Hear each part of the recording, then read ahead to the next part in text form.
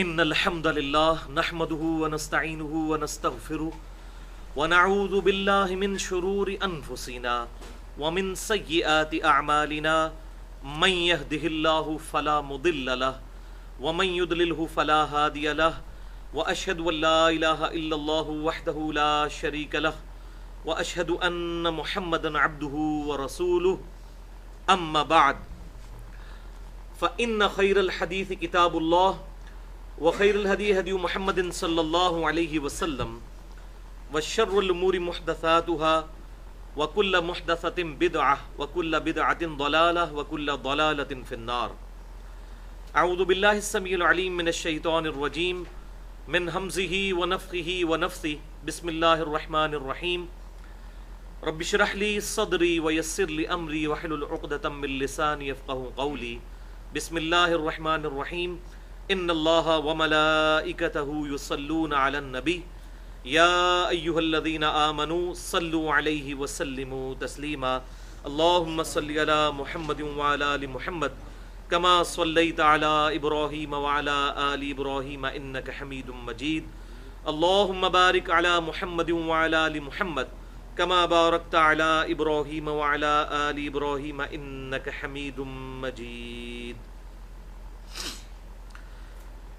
الحمدللہ آج 4 اکتوبر 2014 کو ہفتے کے دن 8 اور 9 ذوالحجہ 1435 ہجری کی درمیانی رات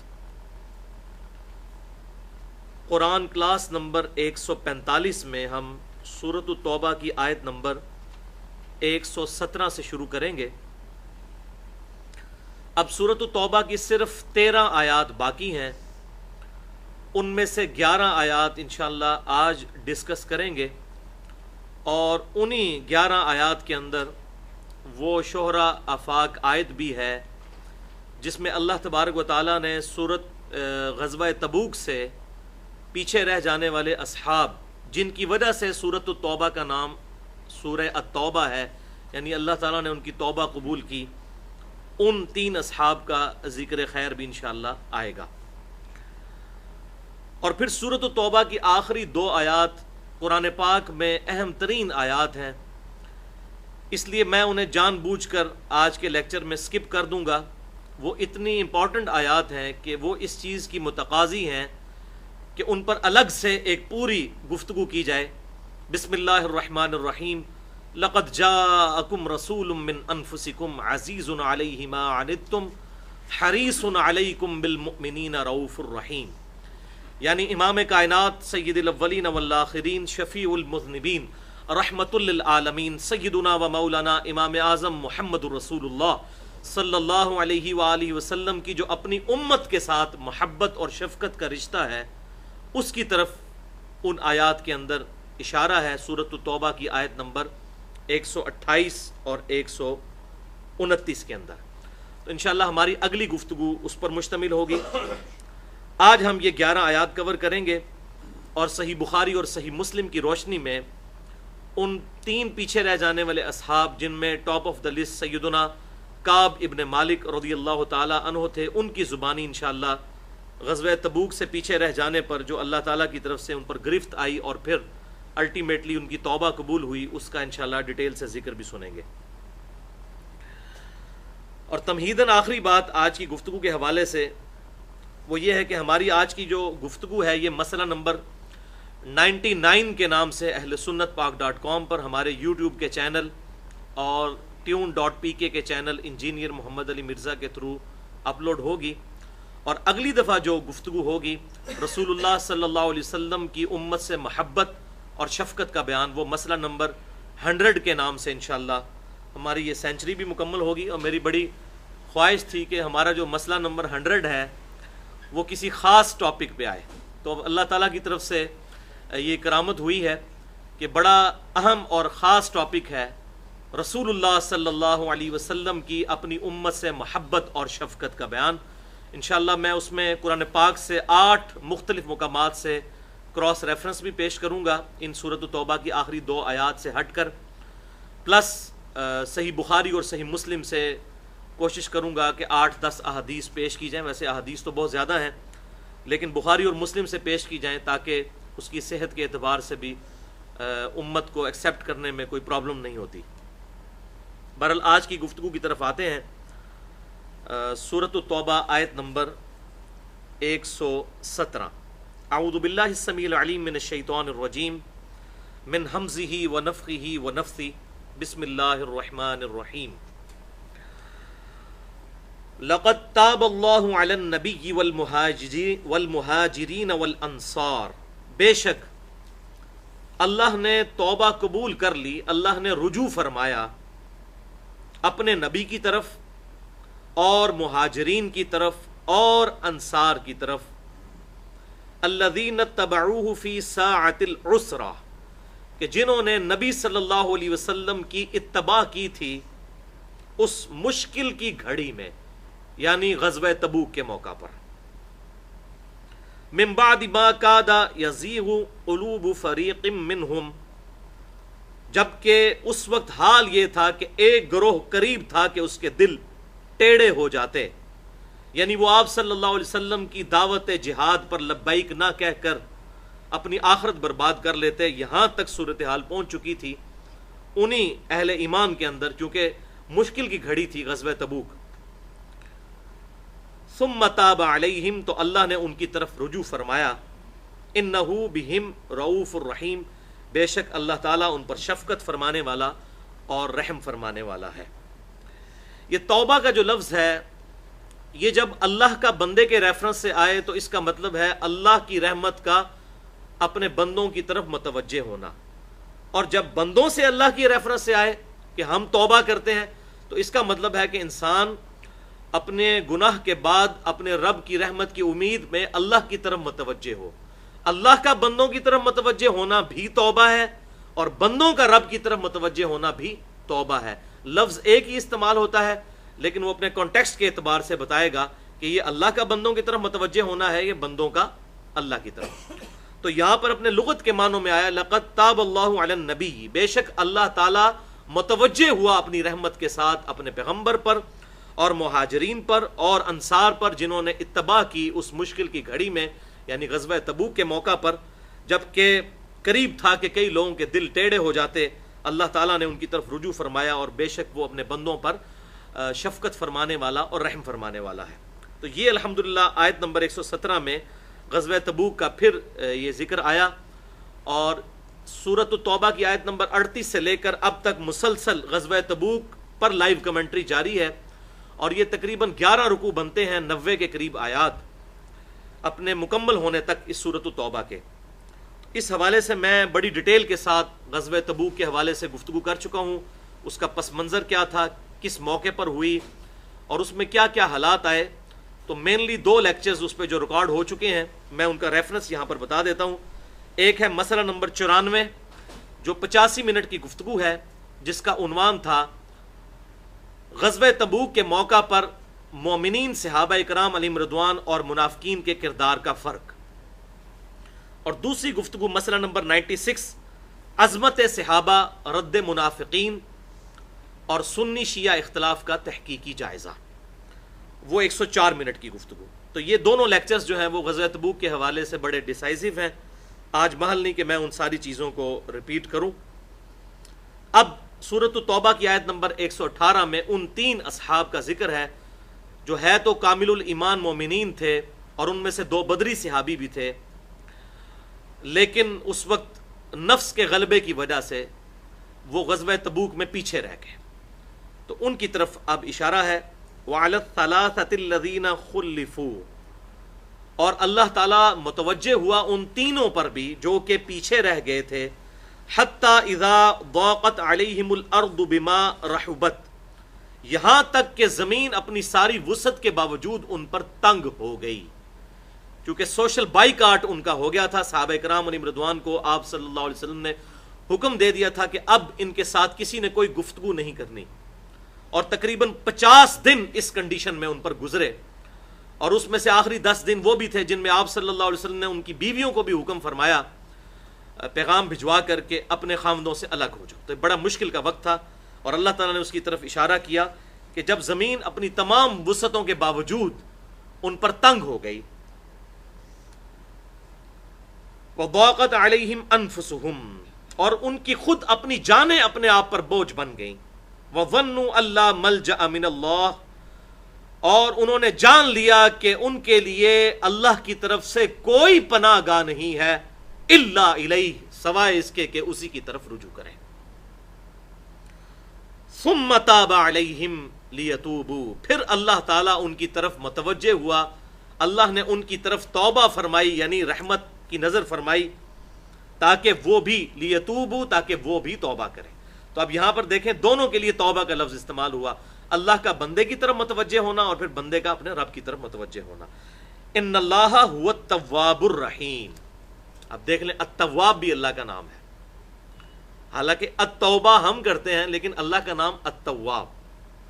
بے شک اللہ تعالی توبہ قبول فرمانے والا اور رحم فرمانے والا ہے، انسانوں کی طرف رحمت کے ساتھ متوجہ ہونے والا ہے۔ تو اس کے اندر ان تین اصحاب کا ذکر آیا۔ اس کانٹیکسٹ میں جو ڈیٹیل حدیث ہے انشاءاللہ ہم لیکچر کے اینڈ پہ ڈسکس کریں گے، جو باقی 9 آیات رہ گئی ہیں آخری 2 آیات کو چھوڑ کر ان کو جلدی جلدی کور کر لیتے ہیں، کیونکہ اگر وہ حدیث میں نے بیان کی تو پھر ہماری گفتگو کا ربط نہیں رہے گا، اس کا جو ٹیمپو ہے ٹوٹ جائے گا، اس لیے پہلے ان آیات کو کور کر لیتے ہیں۔ یا ایھا الذین آمنوا اتقوا اللہ وکونوا مع الصادقین، اے ایمان والو اللہ کا تقوی اختیار کرو اور سچوں کے ساتھ رہو۔ یعنی 3 اصحاب انہوں نے سچ بولا اور اللہ تعالیٰ نے انہیں سچائی کا پھل دیا اور ان کی طرف رحمت کے ساتھ متوجہ ہوا۔ تو سچوں کے ساتھ رہو، آئندہ بھی سچائی کے اوپر ثابت قدم رہو، اور جب بھی سچائی ہو تو اس کا ساتھ دو، اگرچہ وہ تھوڑے لوگ ہی کیوں نہ ہو۔ اسی کانٹیکسٹ میں میری وہ گفتگو ہے تقریباً 1 گھنٹے کی، مسئلہ نمبر 48 کے نام سے، فکر حسین تحریک خلافت کی روح ہے۔ اگر کوئی حق پر ہے چاہے چند لوگ بھی ہوں، ہمیشہ ان کا ساتھ دینا چاہیے۔ ابراہیم علیہ السلام کے بارے میں سورۃ النحل کے آخری رکوع میں آتا ہے کہ ابراہیم علیہ السلام اکیلے ہی پوری امت تھے، ان کے ساتھ تو صرف ان کی 2 بیویاں اور 2 بچے ہی تھے، باقی تو ان پر کوئی ایمان نہیں لے کر آیا، لیکن اللہ تعالیٰ ان کی کتنی تعریف فرماتا ہے، حتیٰ کہ ہمارے محبوب صلی اللہ علیہ وسلم کو بھی حکم ہوا کہ آپ ملت ابراہیم کی پیروی کریں۔ اب قرآن پڑھیں تو پورا تانا بانا ابراہیم علیہ السلام کے گرد گھومتا ہے، انسان پریشان ہو جاتا ہے کہ ابراہیم علیہ السلام نے پتہ نہیں کتنا بڑا کوئی کارنامہ کیا ہے اس دنیا کے اندر آ کر، شاید کروڑوں اربوں لوگوں کو انہوں نے اسلام کی دولت سے سرفراز کیا، شاید اس لیے ذکر آتا ہے۔ تو ایسا تو بھائی کوئی نہیں ہوا، ان کے گھر والوں کے سوا کسی نے ایمان قبول نہیں کیا۔ سورۃ الانبیاء میں آتا ہے ایک ان کا بھتیجا لوط علیہ السلام، انہوں نے ان کی تصدیق کی، ادروائز باقی ان کی فیملی تھی، کوئی ان پر ایمان نہیں لے کر آیا۔ لیکن ملت ابیکم ابراہیم هو سماکم المسلمین من قبل وفی ھذا، پیروی کرو ابراہیم علیہ السلام کی ملت کی کہ جنہوں نے اس قرآن کے نزول سے پہلے تمہارا نام مسلمان رکھا تھا، اور اللہ نے بھی اس کتاب میں تمہارا نام مسلم یعنی مسلمان رکھا ہے۔ تو ابراہیم علیہ السلام پر جو اللہ تعالیٰ کی شفقت ہے اور ان کا اتنا ذکر فرمانا اس چیز کی نشاندہی کرتا ہے کہ اللہ کے حضور authenticity is authority, truth is authority, quantity is not authority, quality is authority۔ اگر تعداد پہ جائیں تو ابراہیم علیہ السلام دنیاوی طور پر تو ناکام ہوئے، کوئی ان پر لوگ ایمان نہیں لے کر آئے دنیاوی طور پر، لیکن اللہ کے حضور وہ کامیاب ہوئے کیونکہ انہوں نے اپنی دعوت حق پہنچا دی۔ اب نوح علیہ السلام نے 950 سال تک تبلیغ کی، 80 سے کم لوگ ایمان لے کر آئے، تو کیا نوح علیہ السلام ناکام ہوئے؟ شاید دنیاوی طور پر لوگ کوانٹیٹیو وائز سمجھیں کہ ناکامی ہوئی، لیکن اللہ کے حضور quality is authority, quantity is not authority. تو اس فرق کو سمجھ لیجئے، دنیاوی ناکامی کسی شخص کی اس چیز کو ڈٹرمن نہیں کرتی کہ وہ آخرت میں بھی ناکام ہوا ہے۔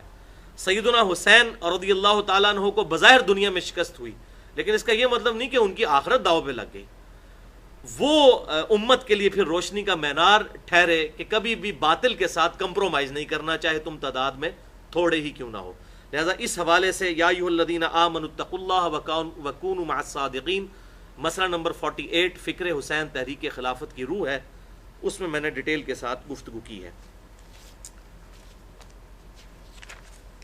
ما کان لأہل المدینۃ ومن حولہم من الاعراب، نہ تو اہل مدینہ کے لیے یہ چیز جائز تھی اور نہ ارد گرد کے اعرابیوں کے لیے، بدو لوگوں کے لیے، پینڈو لوگوں کے لیے جو آباد تھے، ان یتخلفوا عن رسول اللہ، کہ وہ رسول اللہ صلی اللہ علیہ وسلم کی دعوت حق سے جو غزوہ تبوک کے لیے تھی اس سے پیچھے رہ جاتے. مسلمان ہو کر رسول اللہ کی آواز پر لبیک نہ کہے تو یہ کون سا اسلام ہے؟ ولا يرغبوا بانفسهم عن نفسی، اور نہ ان کے لیے یہ چیز جائز تھی کہ وہ اپنی جانوں کو رسول اللہ کی جان پر پرائورٹی دیتے. ان کو تو چاہیے تھا کہ رسول اللہ کی جان کے لیے اپنی جان قربان کرتے. انہوں نے اپنی جان کو عزیز سمجھا، رسول اللہ صلی اللہ علیہ وسلم کی پرواہ نہیں کی. تو ان کے لیے نہ تو یہ چیز جائز تھی کہ وہ اپنی جانوں کو زیادہ قیمتی سمجھتے رسول اللہ کی جان سے، اسی لیے تو پیچھے رہ گئے تھے اپنی جان بچانے کے لیے. یہاں پر مجھے وہ احادیث یاد آ گئی، صحیح بخاری اور مسلم کی متفق علیہ حدیث ہے، تم میں سے کوئی شخص اس وقت تک مؤمن ہی نہیں ہو سکتا جب تک کہ میں اسے اس کے ماں باپ اولاد سب لوگوں سے بڑھ کر عزیز نہ ہو جاؤں. تو اب اس کی پریکٹیکل اپلیکیشن کی باری تھی کہ اپنی جان کو رسول اللہ صلی اللہ علیہ وسلم کے ساتھ اللہ کے حضور پیش کرنے کے لیے تیار ہو جاتے. حتیٰ کہ صحیح بخاری میں حدیث آتی ہے، یہ میں نے پورا ایک لیکچر دیا ہے مسئلہ نمبر 9 کے نام سے، اللہ اور اس کے رسول صلی اللہ علیہ وسلم کی محبت اور اطاعت کا فرق کیا ہے. تقریباً 40 منٹ کی گفتگو ہے، اس میں میں نے اللہ اور اس کے محبوب صلی اللہ علیہ وسلم کی محبت کے حوالے سے کافی احادیث بتائی ہیں. ان میں یہ احادیث بھی بتائی ہیں. صحیح بخاری میں حدیث ہے، ایک دفعہ سیدنا عمر فاروق رضی اللہ تعالیٰ عنہ کا ہاتھ پکڑ کر آپ صلی اللہ علیہ وسلم شفقت کے ساتھ چہل قدمی فرما رہے تھے. تو حضرت عمر فاروق رضی اللہ تعالیٰ عنہ نے موقع کو غنیمت جانتے ہوئے آپ صلی اللہ علیہ وسلم سے بڑی فرینکنس میں عرض کیا کہ اے اللہ کے رسول صلی اللہ علیہ وسلم، مجھے آپ دنیا میں سب سے بڑھ کر محبوب ہیں سوائے اپنی جان کے. تو اپنی طرف سے تو انہوں نے بڑا کارنامہ کیا کہ میں حضور کو بتا رہا ہوں کہ میں آپ سے کتنی محبت کرتا ہوں، اپنے بیوی بچوں سے ماں باپ سے کسی سے نہیں کرتا جتنی آپ سے کرتا ہوں. ہاں اپنی جان سے بڑھ کر نہیں، اپنی جان تو سب کو پیاری ہوتی ہے. یہ صحیح بخاری میں حدیث ہے. تو آپ صلی اللہ علیہ وسلم نے فرمایا کہ اے عمر، ابھی تیرا ایمان مکمل نہیں ہوا اے عمر، بلکہ تیری جان سے بھی بڑھ کر. انہوں نے اسی وقت سمعنا وطعنا کہا، یا رسول اللہ آپ مجھے میری جان سے بھی بڑھ کر عزیز ہیں. پھر آپ نے فرمایا ہاں اب اے عمر بات بنی، اب تیرا ایمان مکمل ہوا. اور تیسری حدیث بھی بخاری اور مسلم کی متفق علیہ حدیث ہے کہ آپ صلی اللہ علیہ وسلم نے ارشاد فرمایا، اس شخص نے ایمان کی حلاوت چکھ لی جس میں 3 نشانیاں پائی جاتی ہوں. نمبر 1، اللہ اور اس کا رسول صلی اللہ علیہ وسلم اسے پوری دنیا میں سب سے بڑھ کر محبوب ہو جائیں. نمبر 2، اس کی دوستی اور دشمنی کا معیار اللہ کی ذات ہو. اور نمبر 3، کفر کی طرف لوٹنا اس کے لیے اتنا ہی مشکل ہو جائے جتنا زندہ آگ میں جلایا جانا، یعنی وہ آگ میں جلنے کے لیے تیار ہو جائے لیکن کفر اختیار نہ کرے. یہ 3 نشانیاں جس میں پائی جاتی ہوں گی وہ ہوگا مؤمن اور وہ پائے گا اسلام کی مٹھاس کا مزہ. تو اللہ تعالیٰ ڈانٹ رہا ہے کہ نہ اہل مدینہ اور نہ ارد گرد کے جو عرابی تھے، یہ اصحاب جو تھے، ان کو یہ شایع نہیں تھا کہ وہ رسول اللہ سے پیچھے رہ جاتے غزوہ تبوک کے موقع پر، اور نہ ان کے لیے یہ شان تھی بات کہ وہ اپنی جانوں کو زیادہ عزیز سمجھ لیتے رسول اللہ کی جان سے بڑھ کر. تو یہ بات سمجھ لیں، میں نے پہلے بھی مسئلہ نمبر 96 اسی پہ ریکارڈ کروایا ہے، عظمت صحابہ، رد منافقین اور سنی شیعہ اختلاف کا تحقیقی جائزہ. سورۃ التوبہ کی آیت نمبر 100 اور 101 اور 2 کی کانٹیکسٹ میں کہ صحابہ سارے ایک طرح کے نہیں تھے. ٹاپ آف دا لسٹ وہ تھے جو سابقون الاولون تھے، وہ پکے مومنین تھے، وہ کبھی بھی پیچھے نہیں ہٹتے تھے. دوسرے تھے اصحاب میں جو پکے منافق تھے، جن کا قرآن میں ذکر ہے، نبی آپ بھی ان کو نہیں جانتے، ہے وہ کلمہ گو تھے، مسلمان تھے، آپ کے ساتھ نمازیں پڑھتے تھے، قانوناً وہ صحابی تھے، اندر سے منافق تھے. اور تیسرے تھے جن کے بارے میں سورہ التوبہ کی آیت نمبر 102 میں ذکر ہے کہ یہ ملے جلے اعمال کرتے ہیں، برے اعمال بھی کرتے ہیں، اچھے اعمال بھی کرتے ہیں، اللہ تعالیٰ انہیں اب مستقبل میں آزمائے گا. یہ جو تیسری جو تھے، جس کو آپ کہیں کہ وہ نارمل سے درجے کے مسلمان، ٹوٹل پورا کرنے والے مسلمان، ہم سے بہت بہتر لیکن باقی اصحاب کی کانٹیکسٹ میں، تو یہ وہ لوگ تھے جو پیچھے رہ گئے. معاذ اللہ استغفر اللہ، اس سے مراد ابو بکر، عمر، عثمان و علی رضی اللہ عنہ اجمعین نہیں ہے. وہ تو پہلے دن سے آپ صلی اللہ علیہ وسلم کے جو مکمل ساتھی اور آپ صلی اللہ علیہ وسلم کے لیے جان قربان کرنے والے تھے. تو یہ لوگ پیچھے رہ گئے اپنے کمزوری ایمان کی وجہ سے. ذالک بانہم لا یصیبہم، یہ اس لیے کہ نہیں پہنچتی انہیں کوئی چیز ان 5 چیزوں میں سے۔ اب 5 چیزوں کا اللہ تعالیٰ ذکر فرمائے گا کہ ان 5 کی 5 چیزوں کے عوض اللہ تعالیٰ تمہیں اجر عطا فرمائے گا۔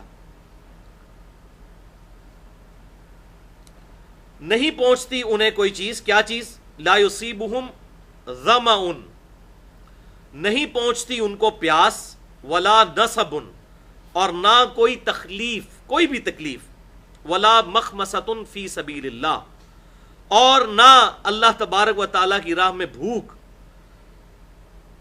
ولا یطؤون موطئا، اور نہ وہ چلتے ہیں کسی چلنے والی راہ میں، اللہ کی راہ کے اندر، یغیظ الکفار، کہ وہ کافروں کو غصہ دلائیں، ولا ینال من عدو، اور نہ ہی وہ حاصل کرتے ہیں اپنے دشمنوں سے کوئی چیز، یعنی مال غنیمت۔ یہ تمام کے تمام جو اعمال ان کو کرنے پڑتے ہیں، کون کون سے؟ نمبر 1 پیاس، نمبر 2 تکلیف، نمبر 3 اللہ کی راہ میں بھوک، اور نمبر 4 کافروں کا دل جلانے کے لیے سفر اختیار کرنا، اور نمبر 5 کوئی مال غنیمت کا ہاتھ میں آنا۔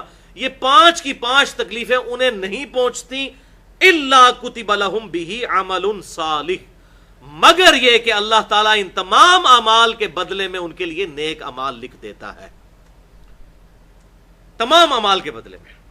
حتیٰ کہ بخاری اور مسلم میں حدیث آتی ہے کہ مسلمانوں کو، کسی بھی مسلمان کو کوئی دکھ، درد یا اندیشہ یا کوئی تکلیف پہنچتی ہے، حتیٰ کہ کسی مسلمان کے پاؤں میں کوئی کانٹا بھی چبھ جائے، تو اللہ تعالیٰ اس کے عوض بھی اس کے گناہ معاف کر دیتا ہے۔ تو یہاں پر بھی اللہ تعالیٰ اسی چیز کی طرف اشارہ فرما رہا ہے کہ یہ تمام تکلیفیں جو ہیں، ایسا نہیں ہے، یہ اللہ تعالیٰ کے ڈیوائن بینک میں سٹور ہو رہی ہیں، اور اس کا اللہ تعالیٰ قیامت والے دن اجر دے گا انشاءاللہ۔ اب 2 اور چیزیں گنوائی جا رہی ہیں، ولا ينفقون نفقة صغيرة ولا كبيرة، اور نہ ہی کوئی اللہ کی راہ میں ان کا خرچ کرنا، چاہے وہ تھوڑا مال ہو چاہے زیادہ مال ہو، ولا يقطعون واديا الا كتب لهم ليجزيهم الله احسن، اور نہ ان کا کسی وادی کو طے کرنا قتال کے میدان میں، نہ مال خرچ کرنا چاہے وہ تھوڑی تعداد میں ہو چاہے زیادہ تعداد میں، اور نہ کسی وادی کو طے کرنا قتال کے میدان میں، مگر یہ الا کتب لهم لیجزیہم اللہ احسن ما كانوا یعملون، مگر یہ کہ اللہ تعالیٰ نے یہ سارے نیک اعمال ان کے لکھ لیے ہیں، اور ان کا بدلہ دیا جائے گا جو وہ کام دنیا میں کیا کرتے تھے۔ یعنی اعمال اللہ تعالیٰ کوئی ضائع نہیں کسی کے کرے گا۔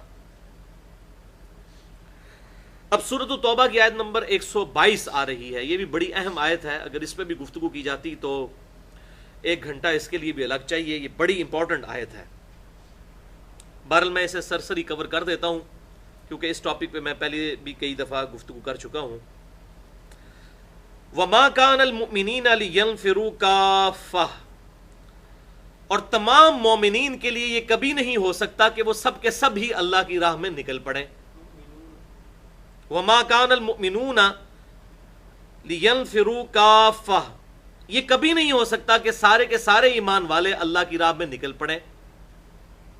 فلولا نفر من كل فرقة منهم طائفة ليتفقهوا في الدين، تو کیوں نہ ایسا ہوا کہ ہر قبیلے سے چند آدمی نکلتے، رسول اللہ کی خدمت میں حاضر ہو کر دین کی فقہ حاصل کرتے، تفقہ فی الدین حاصل کرتے، دین کی سمجھ بوجھ حاصل کرتے۔ وَلِيُنذِرُوا قَوْمَهُمْ، تاکہ وہ یہ علم حاصل کر کے اپنی قوم کو ڈر سناتے، اذا رجعوا، جبکہ وہ لوٹ کر اپنی قوم کے پاس جاتے، الیہم، ان کی طرف، لعلہم یحذرون، تاکہ وہ بھی نافرمانیوں سے بچ سکتے۔ تو اللہ تعالیٰ فرما رہا ہے کہ یہ کبھی بھی پاسبل نہیں ہوگا کہ جو عرب کے قبائل ہیں وہ سارے کے سارے قبائل آپ صلی اللہ علیہ وسلم کی خدمت میں حاضر ہو جائیں اور آپ صلی اللہ علیہ وآلہ وسلم کی صحبت سے سرفراز ہوں اور مکمل علم دین حاصل کریں، لیکن ایسا تو ضرور ہونا چاہیے تھا کہ ہر قوم اپنے قبیلے سے چند لوگوں کو سلیکٹ کرتی، جو سمجھدار لوگ ہیں ان کو آپ صلی اللہ علیہ وسلم کی خدمت میں بھیجتے، وہ آپ صلی اللہ علیہ وسلم سے تعلیم حاصل کرتے، پھر وہ آ کر باقی لوگوں کو دین سکھاتے۔ تو یہ طویل خاص کے اعتبار سے آپ صلی اللہ علیہ وسلم کے مبارک دور کے لیے اس حوالے سے تھا کہ یہ سب کے لیے ممکن نہیں تھا کہ وہ سارے اپنے کام کاج چھوڑ کر اس کام کے لیے آپ صلی اللہ علیہ وسلم کے پاس حاضر ہو سکتے، پھر ان کی مینجمنٹ کرنا بھی، ان کو رہائش دینا بھی، یہ بڑا مشکل کام تھا۔ تو اللہ تعالیٰ نے اس کا سلوشن دے دیا کہ نہیں، چند لوگ علم حاصل کر لیں، تفقہ فی الدین حاصل کریں، پھر وہ جا کر اپنی قوموں کو سکھائیں۔ تو یہ اب حکم قیامت تک کے لیے ہے کہ کبھی ایسا نہیں ہوگا کہ سب کے سب لوگ ہی عالم فاضل بن جائیں۔ اب مجھے بھی اکثر لوگ ای میل کر رہے ہوتے ہیں، وہ کہتے ہیں جی علی بھائی ہم چاہتے ہیں جس طرح آپ نے علم حاصل کیا ہم بھی اس طرح حاصل کر لیں۔ یہ پاسبل نہیں ہوتا کہ ہر آدمی کا وہ لیول ہو یا وہ اتنا ٹائم سرچ کر سکے کہ وہ سب کا سب علم حاصل کر لے۔ ہاں جو موٹا موٹا علم ہے، بنیادی عقیدہ ہے جو یا فرائض ہیں، اس کا علم تو ہر مسلمان نے ہر حاصل کرنا ہے، وہ تو فرض ہے اس پہ۔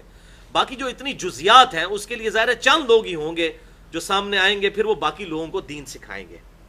تفقہ فی الدین، تو یہ فقہ عربی زبان میں کہتے ہیں ٹرو انڈرسٹینڈنگ کو، سمجھ بوجھ کو۔ فقہ کے نام سے چڑھنا نہیں چاہیے، فقہ کے نام سے چڑھنے والے تو ہوتے ہیں مقلدین۔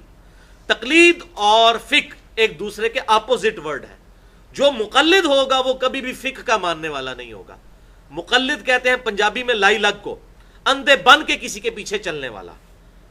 اور فقیہ کون ہوتا ہے؟ جو سمجھ بوجھ کے ساتھ چلتا ہے۔ ہر مسلمان کو اس درجے میں تو ضرور فقیہ ہونا چاہیے کہ اگر کسی بڑے عالم سے وہ علم حاصل کر رہا ہے تو وہ اس سے کتاب اللہ اور سنت کی دلیل یا صحابہ کرام علیہم رضوان کے عمل کی دلیل مانگے، نہ کہ یہ کہ ہمارے بزرگ فرماتے ہیں، ہمارے حضرات فرماتے ہیں تو آپ علماء کے اوپر اندھا رلائے کر لو۔ ایسا نہیں ہے، اسلام کوئی اندھا دین نہیں ہے۔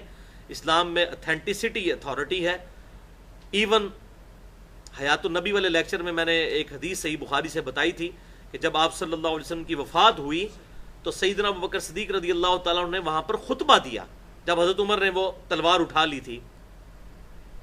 مسئلہ نمبر 5 ہے حیات النبی سے متعلق فرقہ وارانہ نظریات کا تحقیقی جائزہ۔ تو یہ صحیح بخاری میں آپ صلی اللہ علیہ وسلم کی وفات کا جو چیپٹر ہے، کتاب المغازی چیپٹر کے اندر ایک باب ہے وفات رسول کے اوپر صلی اللہ علیہ وسلم، اس میں یہ حدیث موجود ہے۔ تو سیدنا عمر فاروق رضی اللہ تعالیٰ نے کہا جو شخص یہ کہے گا کہ نبی صلی اللہ علیہ وسلم فوت ہو گئے تو میں اس کی گردن اتار دوں گا۔ تو اس وقت حضرت ابوبکر صدیق رضی اللہ تعالیٰ نے خطبہ دیا تھا اور اس میں آپ نے فرمایا کہ جو شخص محمد صلی اللہ علیہ وسلم کی عبادت کرتا تھا وہ جان لے کہ محمد صلی اللہ علیہ وسلم فوت ہو چکے ہیں، اور جو اللہ کی عبادت کرتا ہے وہ جان لے کہ اللہ تعالیٰ زندہ ہے اور اسے کبھی موت نہیں آئے گی۔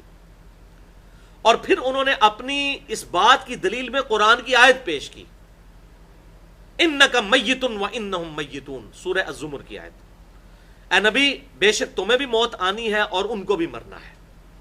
پھر دوسری آیت پیش کی سورہ آل عمران کی 144، وما محمد الا رسول قد خلت من قبلہ الرسل، نبی صلی اللہ علیہ وسلم محمد صلی اللہ علیہ وسلم تو نہیں مگر ایک رسول ہی، اور ان سے پہلے بھی کئی رسول گزرے۔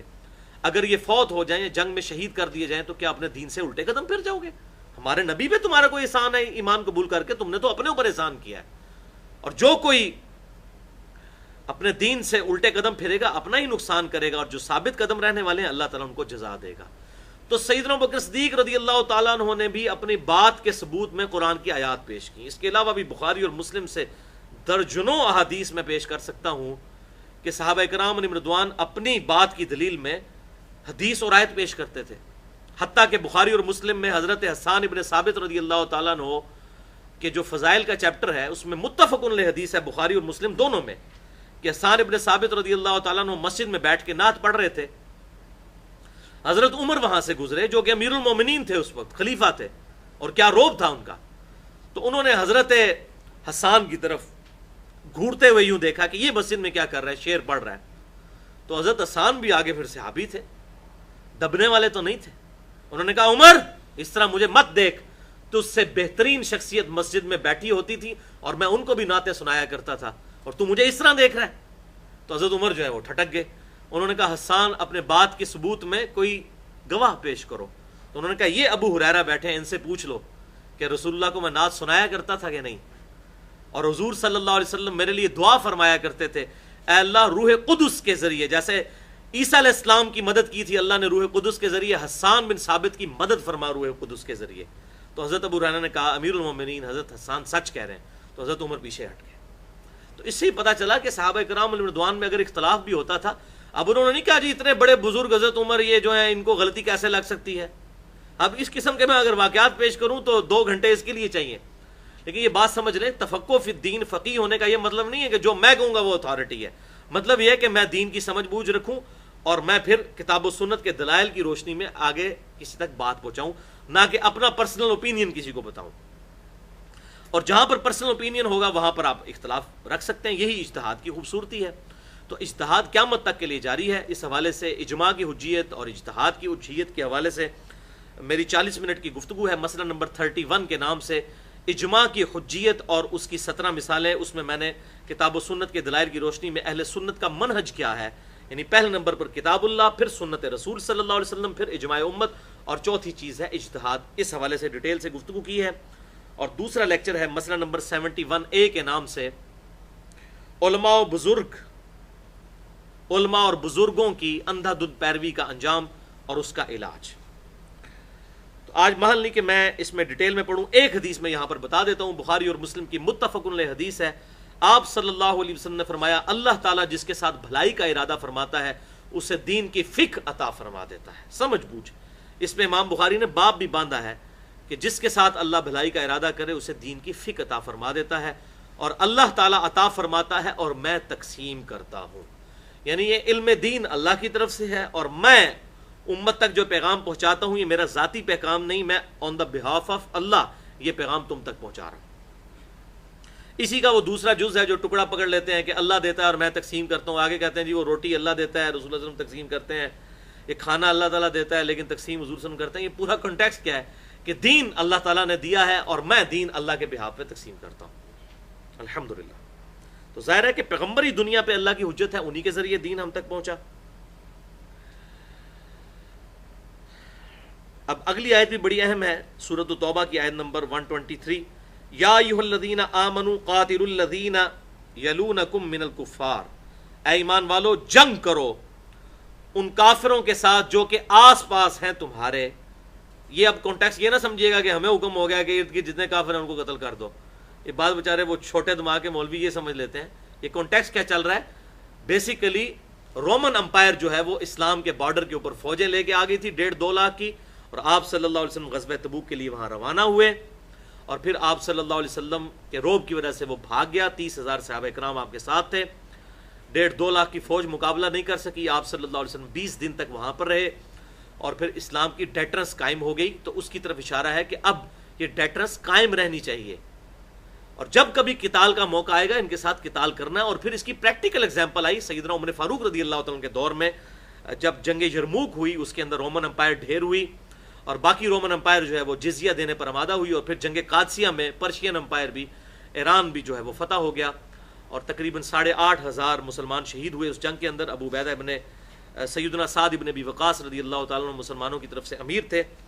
تو بہرحال یہ اس کی طرف اشارہ ہے کہ مستقبل میں تمہاری ڈیٹرنس کافروں کے خلاف قائم رہنی چاہیے جب کبھی بھی قتال کا موقع آئے گا. وَلْيَجِدُوا فِيكُمْ غِلْظَةً. اور چاہیے کافروں کو کہ وہ تمہاری طرف سے سختی پائیں. ذرا نرمی کا رویہ ان کے ساتھ نہیں کرنا، سختی کے ساتھ ان کے ساتھ پیش آنا ہے. مستقبل میں ابھی بڑے بڑے مارکے آنے والے ہیں. وَاعْلَمُوا أَنَّ اللَّهَ مَعَ الْمُتَّقِينَ. اور جان لو کہ بے شک اللہ تعالیٰ پرہیزگاروں کے ساتھ ہے. تو اعلاء کلمت الحق کے لیے قتال از دا سمم بونم آف اسلام. اسلام کا ہائیسٹ گڈ، سب سے اونچی چوٹی اچھائی کی وہ ہے قتال.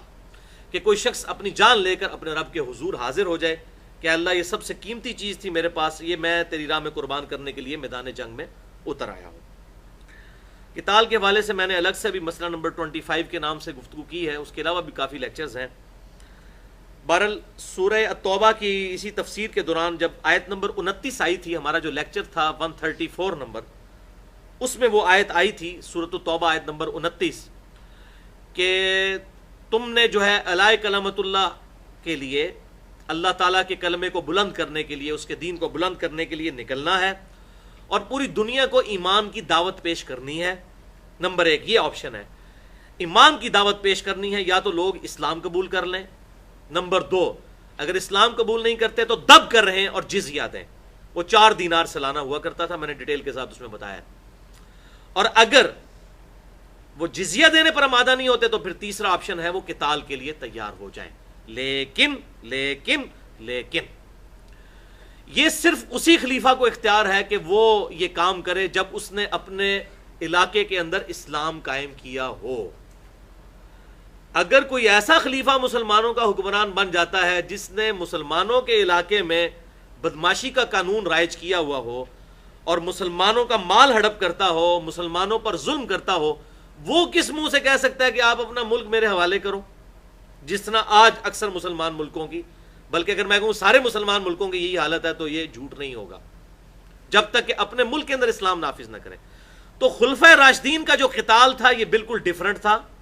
خلفۂ راشدین سیدنا علی رضی اللہ تعالیٰ عنہ کی شہادت کے بعد جتنی بھی قتال ہوئے ہیں الا ماشاءاللہ، وہ سب کے سب ایک سپر پاور کا آپ سمجھ لیں ایکسپلوژن تھا۔ جس طرح آج امریکہ ہے، اس کو پاور حاصل ہو گئی ہے، اس کی بدماشی پوری دنیا کے اوپر ہے، اس وقت خلفۂ راشدین کے نیک جذبے کی وجہ سے مسلمانوں کو غلبہ حاصل ہو گیا تھا۔ خلفۂ راشدین تو آپ دیکھیں کس طرح کی زندگی تھی ان کی، زہد کی زندگی تھی، پیون لگے وہ کپڑے پہنا کرتے تھے، تو کوئی شخص کھڑے ہو کر بھی ان کو پوچھ سکتا تھا کہ آپ یہ کرتا کہاں سے آپ نے سلوایا؟ سیدنا عمر رضی اللہ تعالیٰ کا دور دیکھیں، ٹھیک ہے۔ لیکن بعد کے لوگ جنہوں نے اپنے محل تعمیر کیے اور مرتے مرتے اپنی اولاد کو اپنا خلیفہ بنایا، وہ مرتے ہوئے اپنی اولاد کو خلیفہ بناتا رہا، اور یہ بنو امیہ اور بنو عباس کا 1000 سال کا مسلمانوں کا دور، یہ اسلام کی فتوحات کا دور نہیں ہے، یہ مسلمانوں کی فتوحات کا دور ہے، یہ بات سمجھ لیں۔ اور ڈاکٹر اقبال نے اس چیز کو پوائنٹ آؤٹ کیا، اس کے بعد مولانا مودودی رحمہ اللہ نے، کہ ہمیں تاریخ سے یہ سبق سیکھ لینا چاہیے کہ اسلام کا عروج الگ چیز ہے اور مسلمانوں کا عروج الگ چیز ہے۔ ویسے تو یہاں سلطنت مغلیہ کی حکومت نہیں رہی ہے، تو وہ مسلمانوں کی حکومت تھی، اسلام کی حکومت اسے کوئی کہہ سکتا ہے؟ اکبر بادشاہ نے کتنی ہندو عورتوں سے شادی کی ہوئی تھی، تو آپ لاکھ پردہ ڈالتے رہے، وہ مسلمانوں کی حکومت تھی، اسلام کی حکومت نہیں تھی، ٹھیک ہے نا۔ یہ بدماش لوگ تھے بیسیکلی۔ اب ان کی خوش قسمتی تھی کہ مسلمان تھے، جیسے ہٹلر بھی اگر مسلمان ہوتا تو ہم اس کو بھی آج رحمت اللہ علیہ کہہ رہے ہوتے جی انہیں تو بھائی سبق سکھاتا سی۔ تو اسی طریقے سے ان کو بعد میں فتوحات حاصل ہو گئیں۔ تو بیسیکلی یہ سب کا سب ایکسپلوژن ہوا اس طاقت کا کہ مسلمانوں کو غلبہ ہو گیا، اس کے بعد مسلمانوں نے کہا اونٹیں اسی ایسی ہیں، پھر وہ اس طریقے سے بنو امیہ اور بنو عباس کا دور چلتا رہا۔ اور یہ میں اپنی طرف سے نہیں کہہ رہا، بخاری اور مسلم میں کئی احادیث موجود ہیں، اور میرا جو ریسرچ پیپر ہے رافضیت، ناسبیت اور یزیدیت کا تحقیقی جائزہ، اس میں نے احادیث لکھی ہیں۔ ابو داؤد ترمذی کے اندر یہ حدیث موجود ہے کہ آپ صلی اللہ علیہ وسلم نے فرمایا میرے بعد خلافت صرف 30 سال تک رہے گی، الا منہاج النبوہ، ٹھیک ہے، اور اس کے بعد ملوکیت کا دور شروع ہو جائے گا۔ اور مسند امام احمد میں حدیث پھر ڈیٹیل سے چلتی ہے کہ جب خلفائے راشدین چلے جائیں گے تو کاٹ کھانے والی ملوکیت کا دور شروع ہو جائے گا۔ تو حضرت علی کی شہادت کے بعد حضرت حسن رضی اللہ تعالیٰ نے جب امیر معاویہ رضی اللہ تعالیٰ کے حوالے خلافت کی تو وہ ملوکیت تھی، وہ کاٹ کھانے والی ملوکیت تھی۔ یہ ابو داؤد ترمذی میں آپ صلی اللہ علیہ وسلم کا فرمان اور صحابہ کے بھی اقوال موجود ہیں۔ پھر وہاں سے اس وقت چونکہ وہ صحابی تھے، کافی بہتر دور تھا، اگر خلفائے راشدین سے مقابلہ کریں تو وہ انتہائی برا دور تھا، لیکن اگر آنے والے دور سے موازنہ کریں تو کافی بہتر دور تھا۔ پھر آہستہ آہستہ آہستہ آہستہ یزید کا دور، پھر کرتے کرتے بیچ میں ایک عمر بن عبدالعزیز کے 2-2.5 سال آئے، لیکن عمر بن عبدالعزیز کو بھی بنو امیہ نے خود زہر دے کر شہید کر دیا 38 سال کی عمر میں۔ تو یہ بڑی تلخ حقیقت ہے، اور یہ اس میں کوئی دوسری رائے نہیں ہے، یہ بالکل ایک روشن حقائق ہیں۔ ان کو اگر کوئی نہیں ماننا چاہتا تو اس کی اپنی بات ہے، وہ تو ہمیں بھی پتہ ہے۔ مطالعہ پاکستان میں بتایا جاتا ہے جی وہ بنگالیوں نے یہ کیا، بنگالیوں نے، اب دیکھ لیں چاہے ریٹائرڈ فوجی ہوں یا اس وقت کے سیاستدان، وہ بنگالیوں سے معافی مانگتے پھر رہے ہیں کہ جی ہم نے ان کے ساتھ زیادتی کی۔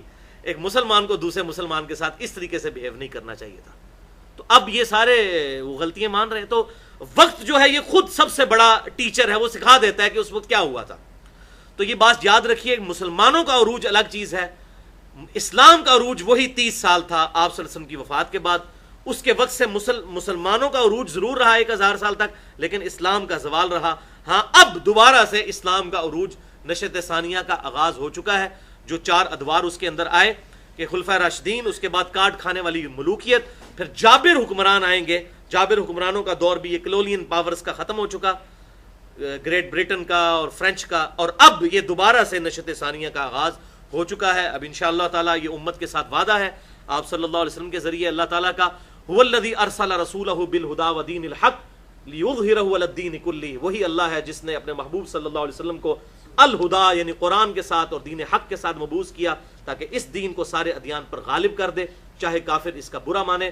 ابو داؤد کے اندر، مسند امام احمد میں صحیح سند کے ساتھ حدیث موجود ہے، قیامت اس وقت تک قائم نہیں ہوگی جب تک کہ میری اولاد میں سے، میری فاطمہ بیٹی کی اولاد میں سے میرے ہی نام پر یعنی محمد نام پر ایک شخص نہ پیدا ہو جائے کہ جس کے باپ کا نام میرے باپ کے نام پر ہوگا، جس کی ماں کا نام میری ماں کے نام پر ہوگا، امام محمد مہدی۔ اور یہ وہ حدیث ہے جو اہل سنت اور اہل تشیع کے ہاں کامن حدیث ہے، ابو داؤد میں بھی پورا چیپٹر موجود ہے، مسند امام احمد کے اندر بھی۔ تو قیامت اس وقت تک قائم نہیں ہوگی جب تک یہ شخص پیدا نہ ہو جائے، وہ پوری دنیا کو انصاف سے بھر دے گا۔ تو قیامت سے پہلے ایک دفعہ اسلام نے سارے ریلیجنز کو سپرسیڈ کرنا ہے۔ یہ وقت ابھی تک اسلام پر نہیں آیا، اسلام کی حکومت 3 براعظموں تک ضرور رہی، لیکن اس کے بعد پھر مسلمانوں کو زوال آنا شروع ہو گیا، لیکن یہ وقت کبھی بھی نہیں آیا، لیکن قیامت سے پہلے یہ وقت انشاءاللہ ضرور آنا ہے۔ آپ صلی اللہ علیہ وسلم کا سچے پیغمبر کا سچا وعدہ ہے۔ بہرحال اس حوالے سے میں نے اب یہاں پر بھی گفتگو کر دی، جسے شوق ہو تو وہ لیکچر نمبر 134 میں آیت نمبر 29 سورۃ التوبہ کی اس گفتگو کو سن سکتا ہے۔ اب اگلی آیت کی طرف آتے ہیں، آیت نمبر 124 کی طرف۔ وَإِذَا مَا أُنزِلَتْ سُورَةٌ فَمِنْهُمْ مَنْ يَقُولُ أَيُّكُمْ زَادَتْهُ هَذِهِ ایمانا۔ جب کوئی نئی سورت نازل ہوتی ہے تو یہ منافقین جو اوپر سے اسلام لائے ہوئے ہیں، یہ باقی صحابہ پر طعنہ کرتے ہیں کہ بتاؤ کہ اس سورت نازل ہونے سے کس کا ایمان بڑھ گیا ہے۔ یہ کہتے ہیں جب سورہ انفال میں آیا نا کہ ایمان والوں کی حالت یہ ہے کہ جب کوئی سورت نازل ہوتی ہے یا اللہ کی آیات تو ان کا ایمان بڑھ جاتا ہے۔ تو منافق کہتے تھے اچھا جی اب یہ سورت نازل ہوئی ہے تو کس کا ایمان بڑھا ہے؟ تو وہ تو یہ سمجھتے تھے اب قتال کا حکم آئے گا تو مسلمان جو وہ کانپ اٹھیں گے ان کے قدم، نہیں، وہ کامل الایمان مومنین تھے، وہ تو کہتے تھے ہمارا ایمان بڑھا۔ اور وہی اللہ نے ذکر کیا فَأَمَّا الَّذِينَ آمَنُوا فَزَادَتْهُمْ ایمانا، پس جو ایمان والے ہیں ان کا تو ایمان بڑھتا ہے جب کوئی اللہ کی آیات نازل ہوتی ہیں۔ وَهُمْ يَسْتَبْشِرُونَ، اور وہ تو خوشیاں مناتے ہیں۔ وَأَمَّا الَّذِينَ فِي قُلُوبِهِمْ مَرَضٌ، اور جن کے دلوں کے اندر مرض ہے نفاق کا، اوپر سے کلمہ گو ہیں، اوپر سے قانوناً صحابی بھی ہیں، اندر سے منافق ہیں، ان کے اندر جو یہ مرض ہے فَزَادَتْهُمْ رِجْسًا إِلَىٰ رِجْسِهِمْ، تو ان کی تو پلیدی میں ہی اضافہ ہوتا ہے کیونکہ وہ پہلے ہی پلید ہو چکے ہیں۔ وَمَاتُوا وَهُمْ كَافِرُونَ، اور وہ اس حال میں مریں گے کہ وہ کفر پر ہوں گے، اپنے آپ کو مسلمان اوپر سے سمجھتے ہیں، اندر سے ہے تو کافر ہے۔ یہ آیت اس بات کا ثبوت ہے کہ امام حنیفہ رحمۃ اللہ علیہ کا جو یہ موقف تھا کہ ایمان کم یا زیادہ نہیں ہوتا تو وہ غلطی پر مبنی تھا۔ یہ قرآن واضح اس آیت سے ہمیں پتہ چلتا ہے کہ ایمان کم بھی ہوتا ہے اور ایمان بڑھتا بھی ہے۔ اور اس کانٹیکسٹ میں امام بخاری نے کافی احادیث بھی پیش کی ہیں کہ کئی ایک ایسی چیزیں ہیں جن سے ایمان بڑھتا ہے اور کئی چیزیں ایمان اعمال بھی ایسے ہیں جو ایمان میں داخل ہیں، کیونکہ امام حنیفہ رحمۃ اللہ علیہ اور جہمیہ کا یہ موقف تھا کہ اعمال ایمان میں داخل نہیں ہے، صرف عقیدے کا نام ایمان ہے، جبکہ اگر اعمال داخل نہ ہوں، عقیدے کا نام ہی ہو، تو کئی اعمال ایسے ہیں جو کہ ایمان کا سبب ہیں، ایون کئی کیفیات ایسے ہیں، جیسے کہ بخاری اور مسلم کی متفق علیہ حدیث ہے کہ انصار سے محبت رکھنا ایمان کا حصہ ہے۔ صحیح مسلم میں حدیث ہے علی سے محبت نہیں رکھے گا مگر مومن، علی سے بغض نہیں رکھے گا مگر منافق۔ اب یہ تو ایک کیفیت کا نام ہے، عقیدہ تو سب کا ہے لیکن محبت رکھنی بھی ہے۔ اسی طریقے سے بخاری اور مسلم کی حدیث ہے حیا ایمان کا حصہ ہے۔ اب حیا کسی عقیدے کا نام تو نہیں ہے، حیا عمل کا نام ہے۔ تو جتنے اعمال ہیں یہ ایمان میں داخل ہیں، اعمال کرنے سے ایمان بڑھتا ہے اور جس کا ایمان مضبوط ہوتا ہے اس کے اعمال اچھے ہوتے ہیں۔ تو یہ آیت اس بات کا ثبوت ہے کہ ایمان بڑھتا بھی ہے اور کم بھی ہوتا ہے۔ اولا یرون انہم یفتنون فی کل عام مرہ، کیا یہ لوگ دیکھتے نہیں کہ انہیں ہر سال ایک دفعہ آزمائش کی جاتی ہے، او مرتین یا 2 دفعہ، ثم لا یتوبون ولا ہم یذکرون، تو پھر بھی یہ توبہ نہیں کرتے اور نہ ہی نصیحت حاصل کرتے ہیں۔ یعنی ہر سال ہی کوئی نہ کوئی تقاضا آ جاتا ہے۔ دیکھ لیں 2 ہجری کے اندر غزوہ بدر کا تقاضا آیا، 3 ہجری کے اندر غزوہ احد کا تقاضا آیا، تو اس وقت حضور کے ساتھ 1000 لوگ نکلے تھے، 700 رہے، 300 واپس آ گئے۔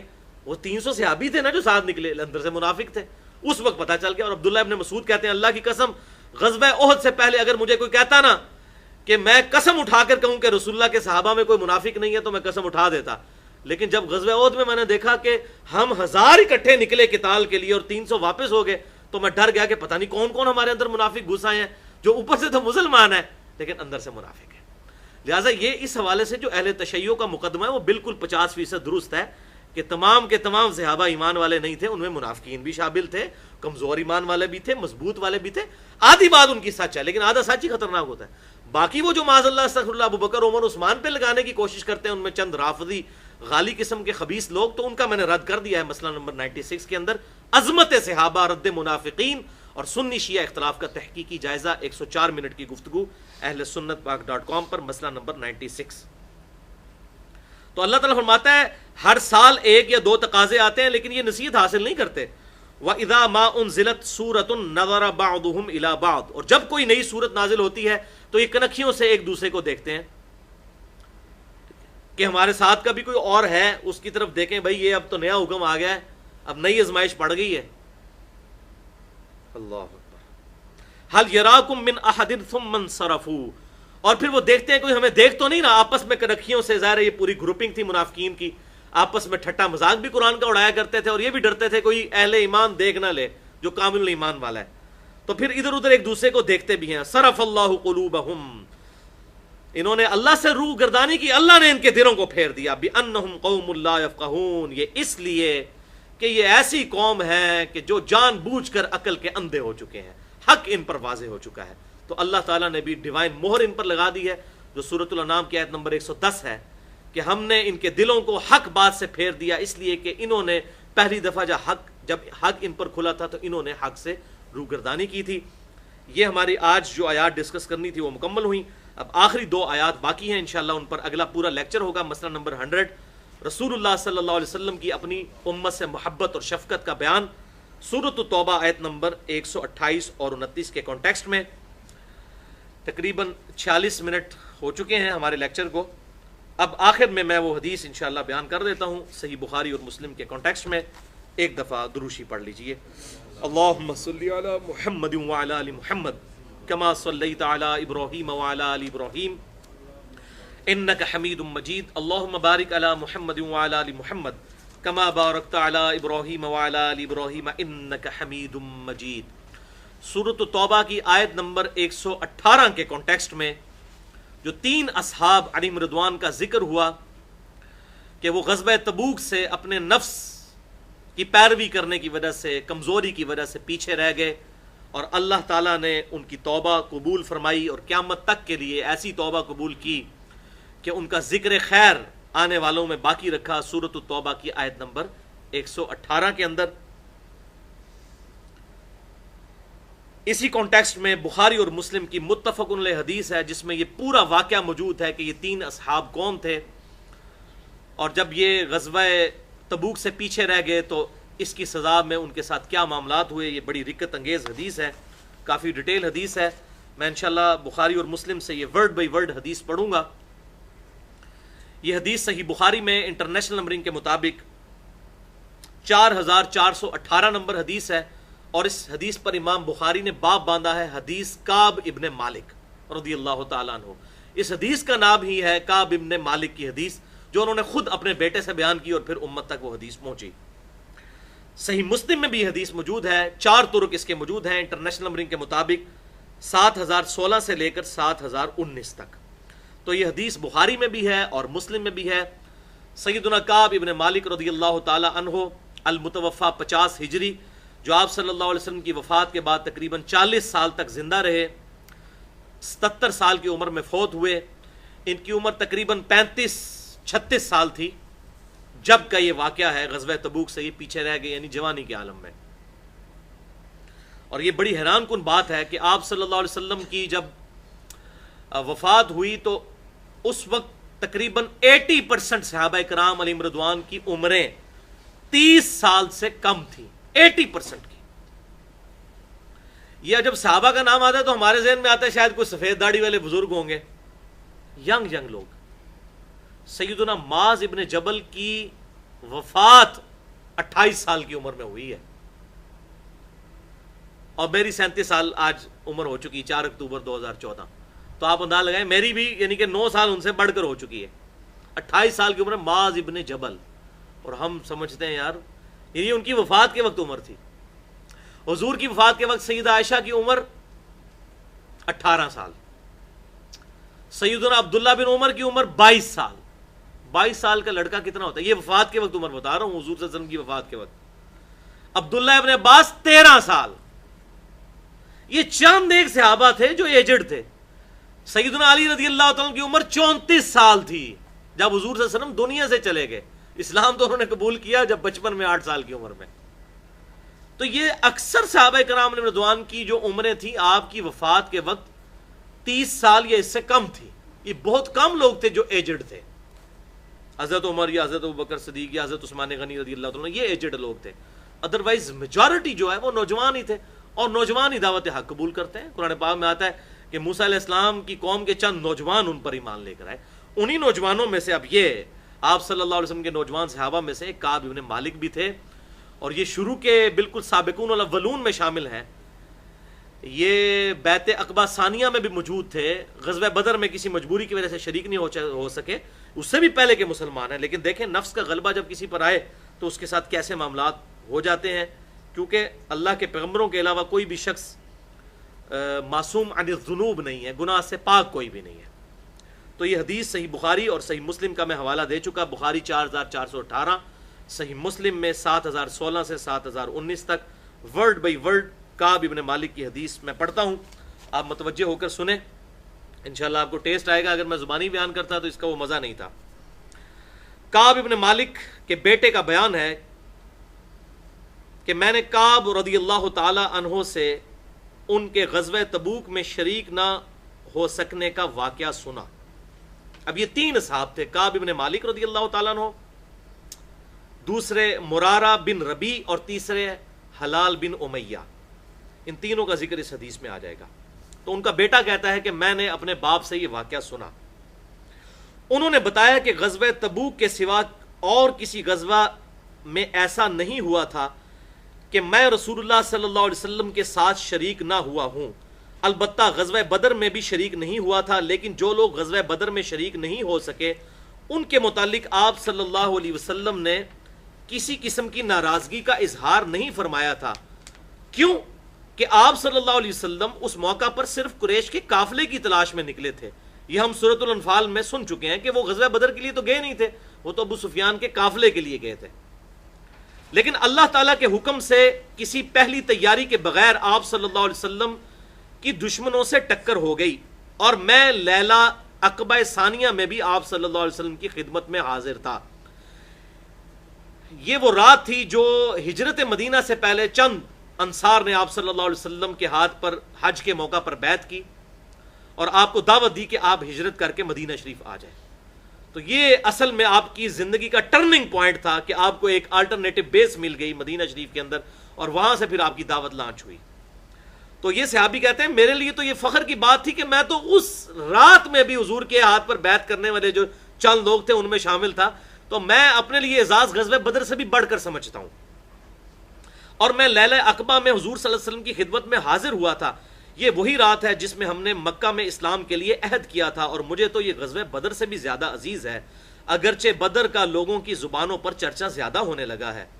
میرا واقعہ یہ ہے کہ میں اپنی زندگی میں کبھی اتنا قوی اور اتنا صاحب مال نہیں ہوا تھا جتنا اس موقع پر تھا, یعنی غزوہ تبوک کے موقع پر, جبکہ میں آپ صلی اللہ علیہ وسلم کے ساتھ تبوک کے غزوے میں شریک نہیں ہو سکا. اللہ کی قسم اس سے پہلے کبھی میرے پاس 2 اونٹ بھی جمع نہیں ہوئے تھے, لیکن اس موقع پر میرے پاس 2 اونٹ موجود تھے. آپ صلی اللہ علیہ وسلم جب کبھی بھی کسی غزوے کے لیے تشریف لے جاتے تو آپ صلی اللہ علیہ وسلم اس کے لیے ذو معنی الفاظ استعمال فرمایا کرتے تھے. لیکن غزوہ تبوک کا جب موقع آیا تو گرمی بڑی سخت تھی, سفر بھی بہت لمبا تھا, بیابانی راستہ تھا اور دشمن کی فوج بھی کثرت سے تھی, تمام مشکلات سامنے تھیں. اس لیے آپ صلی اللہ علیہ وسلم نے مسلمانوں کو اس غزوے سے متعلق بہت تفصیل کے ساتھ بتا دیا تھا. یعنی پہلے آپ صلی اللہ علیہ وسلم جو ہے وہ کنائے سے گفتگو کرتے تھے تاکہ کوئی دشمن سن نہ لے, راز لیک نہ ہو جائے. مثلا بخاری مسلم میں آتا ہے آپ نے اگر مشرق کی طرف جانا ہوتا تھا تو آپ کہتے تھے مغرب میں جائیں گے, تو ہم سمجھ جاتے تھے کہ ہم نے مشرق میں جانا ہے. لیکن یہ ایسا خطرناک موقع تھا کہ آپ نے کھل کر ساری بات کی کہ بھئی یہ ایسا غزوہ ہے, یہ ڈیسائسو ہے. ظاہر ہے انٹرنیشنل لیول پہ مسلمانوں کی دھاک بیٹھنے والی تھی اور آئندہ آنے والی فتوحات ساری اسی غزوہ تبوک پہ ڈیپینڈنٹ تھی. اور سفر بڑا کٹھن تھا, گرمیوں کا موسم تھا, پھل پک کر تیار ہونے والے تھے, اور وہ کہہ رہے ہیں کہ بڑا لمبا سفر تھا. ایریل ڈسٹنس آج بھی اگر جہاز سے سفر کریں تو 550 کلومیٹر بنتا ہے, اور جو ویسے سڑک کا راستہ ہے یا پیدل کا راستہ وہ 700 کلومیٹر بنتا ہے غزوہ تبوک کا. تبوک کے مقام تک پہنچنے کے لیے. اب اتنا مشکل سفر 30,000 جانثار صحابہ کرام رضوان نے کیا، لیکن کچھ پیچھے بھی رہ گئے. تو رومن امپائر سامنے سے 1.5 سے 2 لاکھ کی فوج لے کر کیسر روم آ گیا، لیکن آپ صلی اللہ علیہ وسلم کی ایسی دہشت پڑی کہ وہ مقابلہ کیے بغیر بھاگ گیا. پھر آپ صلی اللہ علیہ وآلہ وسلم نے 20 دن تک وہاں پر قیام کیا، ارد گرد کے قبائل کے ساتھ آپ صلی اللہ علیہ وآلہ وسلم نے معاہدے کیے، اور پھر آپ صلی اللہ علیہ وسلم واپس تشریف لے کر آئے. اور پھر دھاگ بیٹھ گئی کہ رومن امپائر بھی 30,000 صحابہ اکرام علیہم رضوان جانثاروں کا مقابلہ نہیں کر سکی. بہرحال وہ کہتے ہیں کہ آپ صلی اللہ علیہ وسلم نے چونکہ بڑی کریٹیکل جنگ تھی، بڑی تفصیل سے ہمیں بتایا اور کوئی ڈھکی چھپی بات نہیں کی، تاکہ اس کے مطابق ہم پوری طرح تیاری کر لیں. چنانچہ آپ صلی اللہ علیہ وسلم نے اس سمت کی بھی نشاندہی کر دی جدھر سے آپ کے جانے کا ارادہ تھا. مسلمان بھی آپ صلی اللہ علیہ وسلم کے ساتھ بہت تھے، اتنے زیادہ مسلمان تھے کہ کسی رجسٹر میں اگر ناموں کا لکھنا بھی ہوتا تو مشکل پڑ جاتا.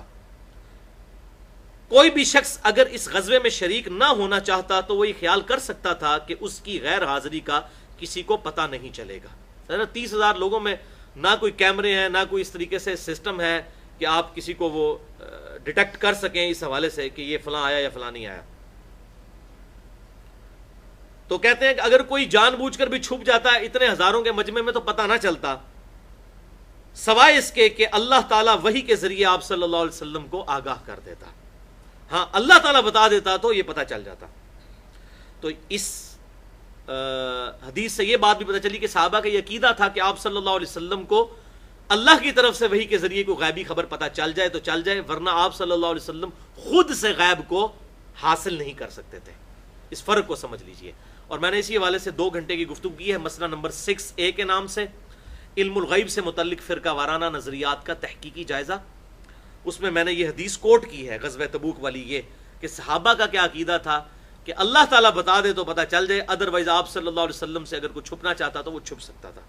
اور اس کا ذکر سورۃ توبہ میں بھی آ چکا ہے کہ اے نبی آپ کے سامنے جھوٹی قسمیں کھائیں گے، آپ تو ان سے راضی ہو جائیں گے لیکن اللہ راضی نہیں ہوگا ان سے. تو اس کی غیر حاضری کا کسی کو پتہ نہیں چلے گا سوائے اس کے کہ اس کے متعلق اللہ تعالیٰ وحی کے ذریعے آگاہ کر دے. آپ صلی اللہ علیہ وسلم اس غزوہ کے لیے تشریف لے جا رہے تھے تو پھل پکنے کا زمانہ تھا اور سایہ میں بیٹھ کر لوگ آرام کرتے تھے. آپ صلی اللہ علیہ وسلم بھی تیاریوں میں مصروف تھے اور آپ کے ساتھ مسلمان بھی، لیکن میں روزانہ سوچا کرتا تھا کہ کل سے میں بھی تیاری شروع کر لوں گا. اس طرح ہر روز اسی طرح ٹالتا رہا. مجھے اس کا یقین تھا کہ میں تیاری کر لوں گا، مجھے آسانیاں میسر ہیں. یوں ہی وقت گزرتا رہا اور آخر لوگوں نے اپنی تیاریاں مکمل بھی کر لیں اور آپ صلی اللہ علیہ وسلم مسلمانوں کو ساتھ لے کر روانہ بھی ہو گئے. لیکن تھیندے تھیندے تھی جاندہ ہے بندہ. اسی لیے کہتے ہیں نا جب حق پتہ چلے فوراً قبول کرو. آپ صلی اللہ علیہ وسلم مسلمانوں کو ساتھ لے کر روانہ بھی ہو گئے. یہ 30,000 کے قریب لوگ تھے. اس وقت تک میں نے کوئی تیاری نہیں کی تھی. اس موقع پر بھی میں نے اپنے دل کو یہی کہہ کر سمجھایا کہ کل یا پرسوں تک تیاری کر ہی لوں گا اور پھر لشکر سے جا ملوں گا. کوچ کے بعد دوسرے دن میں نے تیاری کے لیے سوچا لیکن اس دن بھی کوئی تیاری نہیں کی. پھر تیسرے دن کے لیے سوچا اور اس دن بھی کوئی تیاری نہ کر سکا. یوں ہی وقت گزر گیا اور اسلامی لشکر بہت آگے چلا گیا. غزوہ میں شرکت میرے لیے بہت دور کی بات ہو گئی اور میں یہی ارادہ کرتا رہا کہ یہاں سے چل کر انہیں پالوں گا. کاش میں نے ایسا کر لیا ہوتا لیکن یہ میرے نصیب میں نہیں تھا.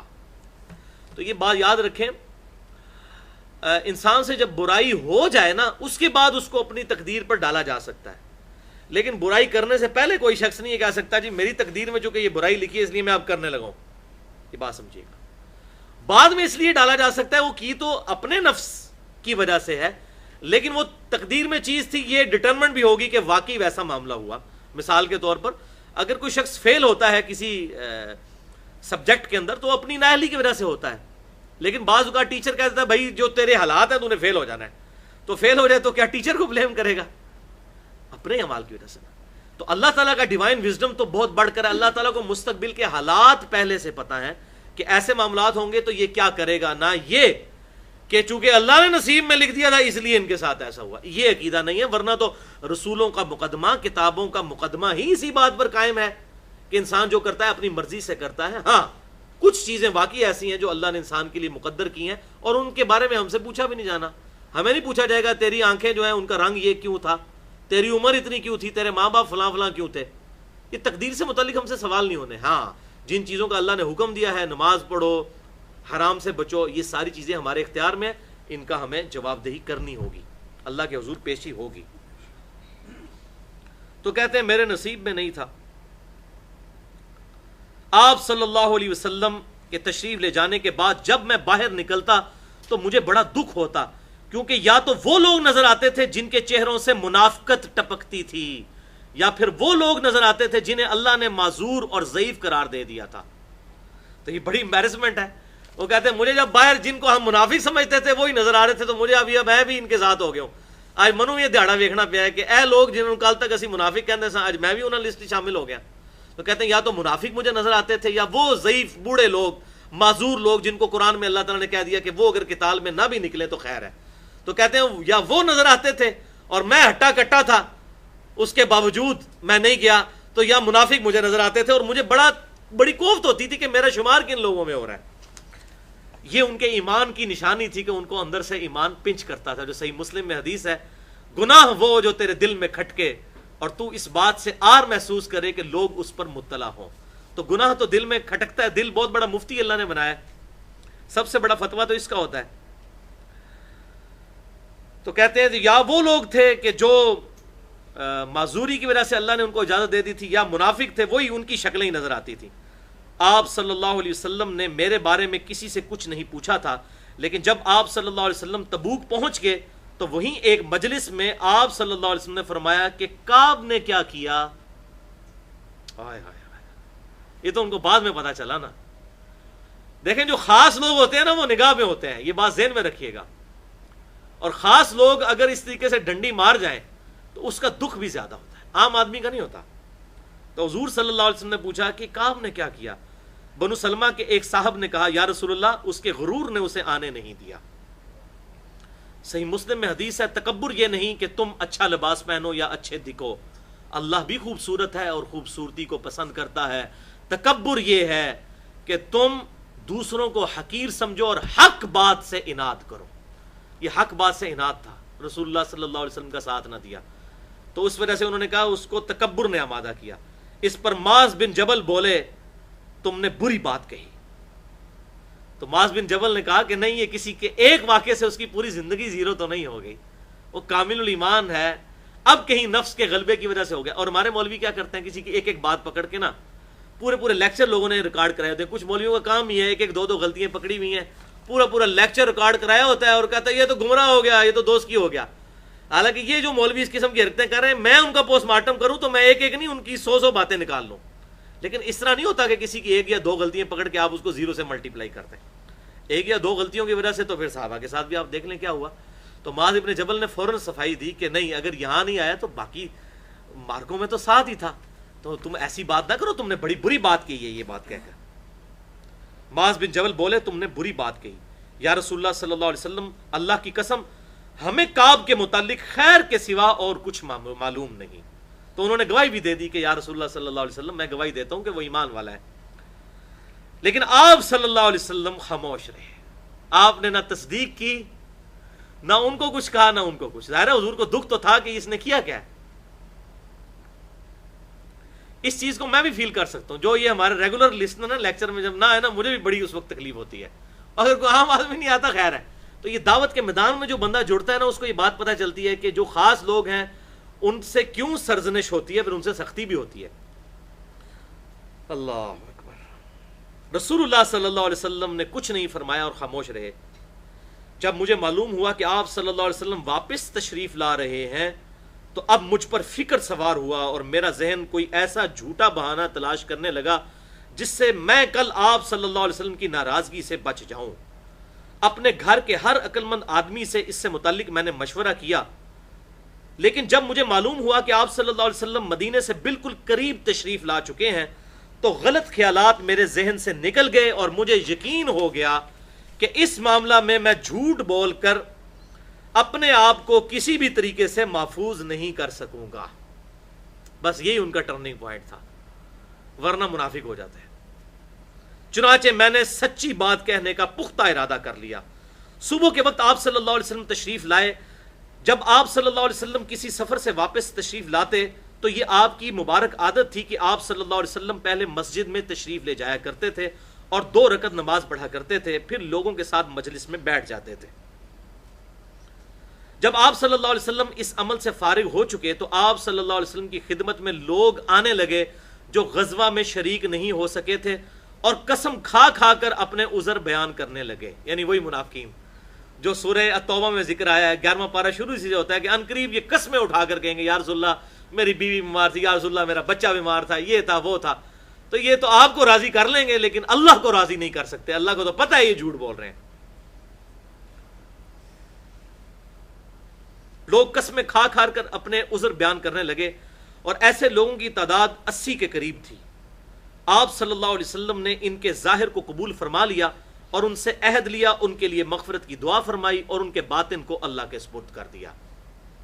آپ صلی اللہ علیہ وسلم کی یہ شفقت تھی، آپ نے کہا ٹھیک ہے، چھوڑتے گئے سب کو اور دعا بھی کر دی ان کے لیے۔ یا رسول اللہ اب اندر چور بھی تو سب کے تھا نا، یا رسول اللہ دعا کرو، ہمارے لیے دعا بھی کرو۔ اب دعا کس لیے کروا رہے تھے؟ پتہ تو تھا کہ غلطی کی ہوئی ہے، اور جو منافق تھے وہ یہ چاہتے تھے کہ تاکہ حضور کو یقین آ جائے کہ ہم آپ پر کامل الایمان مومنین میں ہم بھی شامل ہیں۔ تو آپ صلی اللہ علیہ وسلم نے سب کو رخصت کر دیا۔ اس کے بعد میں حاضر ہوا، میں نے سلام کیا تو آپ صلی اللہ علیہ وسلم مسکرائے اور آپ کی مسکراہٹ میں ایک ناراضگی اور طنز تھا۔ اللہ اکبر۔ اس مسکراہٹ کی جو تکلیف ہے وہ حضرت کعب بن مالک نے محسوس کی کہ وہ ہوتا ہے نا تنزیہ کسی پر مسکرانا، کہ اچھا آگے ہو کعب، تم بھی ان لوگوں میں شامل۔ اللہ اکبر۔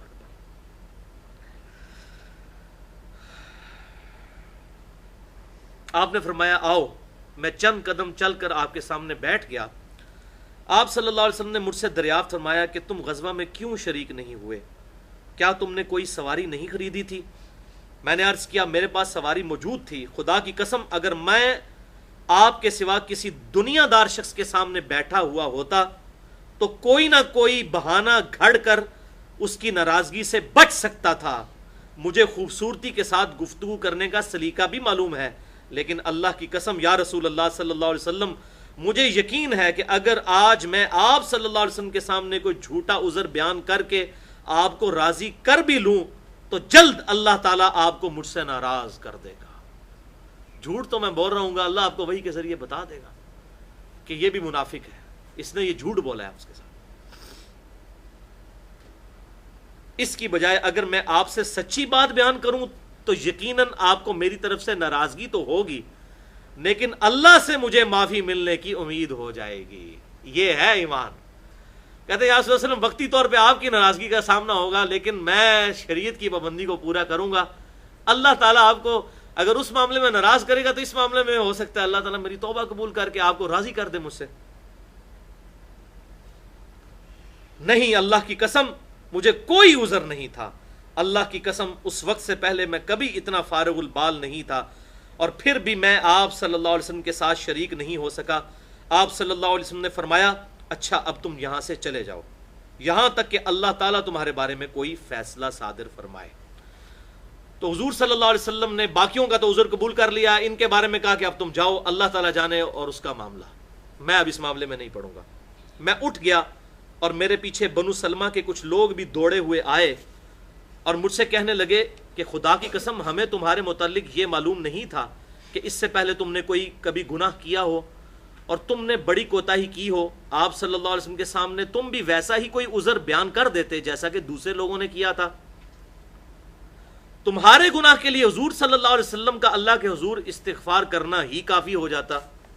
یہ وہ لوگ جو آج کل بھی ہیں، کچھ بھی ہیں اللہ تیرے محبوب کی امت سے ہیں، اس ٹائم بھی ایسے لوگ موجود تھے۔ انہوں نے کہا جی جھوٹ مارنا سی چپ کر کے بعد معافی مانگ لینی سی، اللہ تعالیٰ نے حضور صلی اللہ علیہ وسلم تاڑے دعا کر دیندے تھے، چھٹی ہو جاندی۔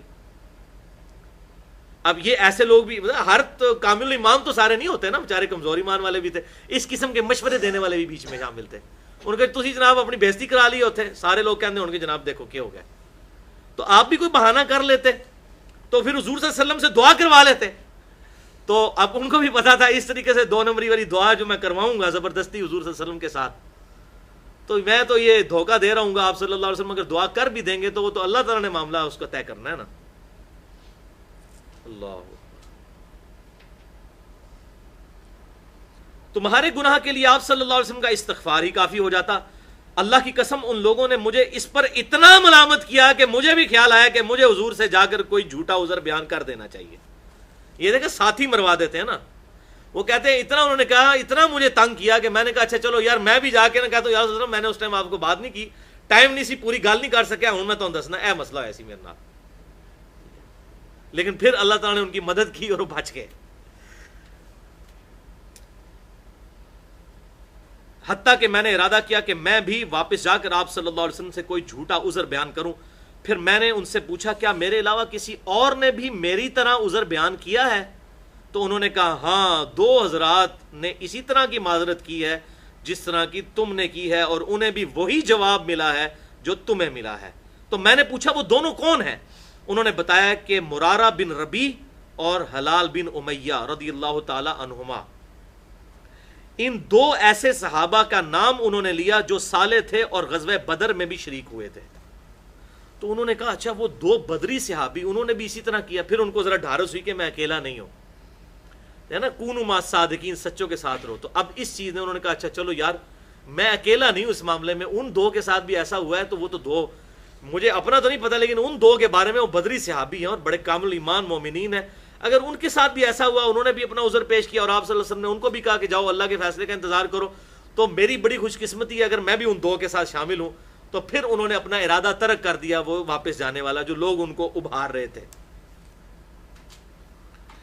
ان کا طرز عمل میرے لیے نمونہ بن گیا، چنانچہ انہوں نے جب ان بزرگ صحابہ کا نام لیا تو میں اپنے گھر چلا آیا، اور آپ صلی اللہ علیہ وسلم نے لوگوں کو ہم سے بات چیت کرنے کی ممانعت کر دی، یعنی مقاطع کر دیا، سوشل بائیکاٹ کر دیا، تمام صحابہ کو حکم دے دیا آپ صلی اللہ علیہ وسلم نے کہ اب ان کے نہ تو سلام کا جواب کوئی دے گا نہ ان کے ساتھ کوئی بات کرے گا، سوشل بائیکاٹ ہے اب ان کا، ان کے ساتھ کسی نے کوئی بات نہیں کرنی۔ اب یہ بہت بڑا امتحان تھا، اور ظاہر ہے کہ ایک مسلمان معاشرے میں جہاں پر ایک جماعتی زندگی ہوتی ہے وہاں پر اس طریقے سے لوگوں کی اصلاح کے لیے ایسا بائیکاٹ کرنا ضروری ہو جاتا ہے۔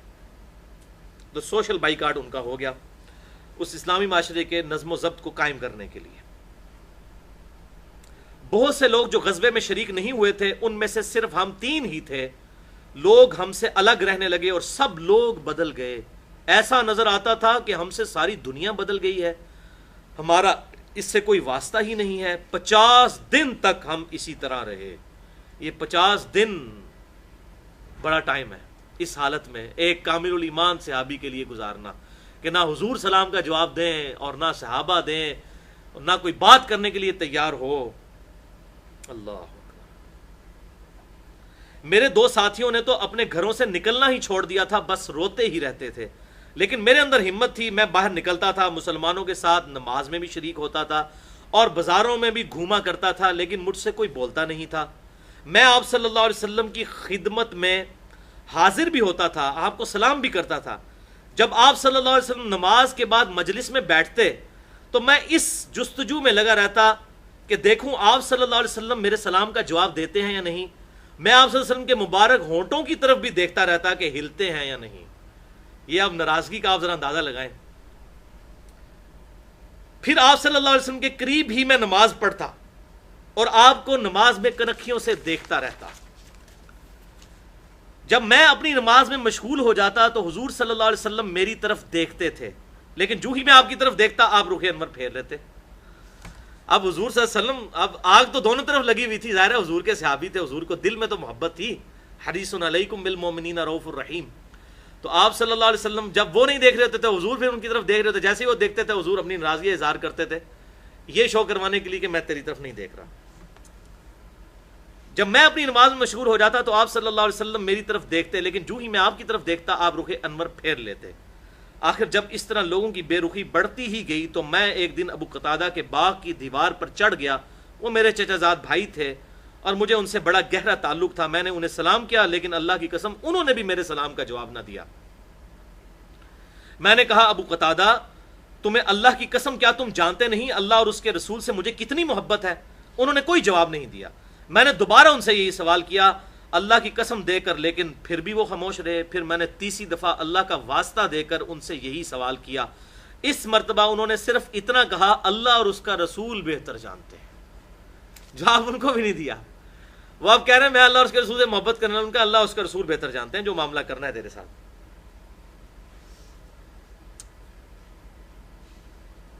اس پر میرے آنسو پھوٹ پڑے، میں واپس چلا آیا۔ ایک دن میں مدینہ کے بازار میں جا رہا تھا کہ شام کا ایک کاشتکار جو غلہ بیچنے کے لیے مدینہ آیا تھا وہ پوچھ رہا تھا کعب بن مالک کہاں رہتا ہے۔ لوگوں نے میری طرف اشارہ کیا تو وہ میرے پاس آیا اور ملک غسان کا ایک خط مجھے دیا، اور اس خط میں یہ تحریر تھا۔ یہ غسان کا جو بادشاہ ہے یہ وہی تھا کہ جس نے حضور صلی اللہ علیہ وسلم کے ایلچی کو شہید کر دیا تھا، سیدنا حارث بن عبید کو۔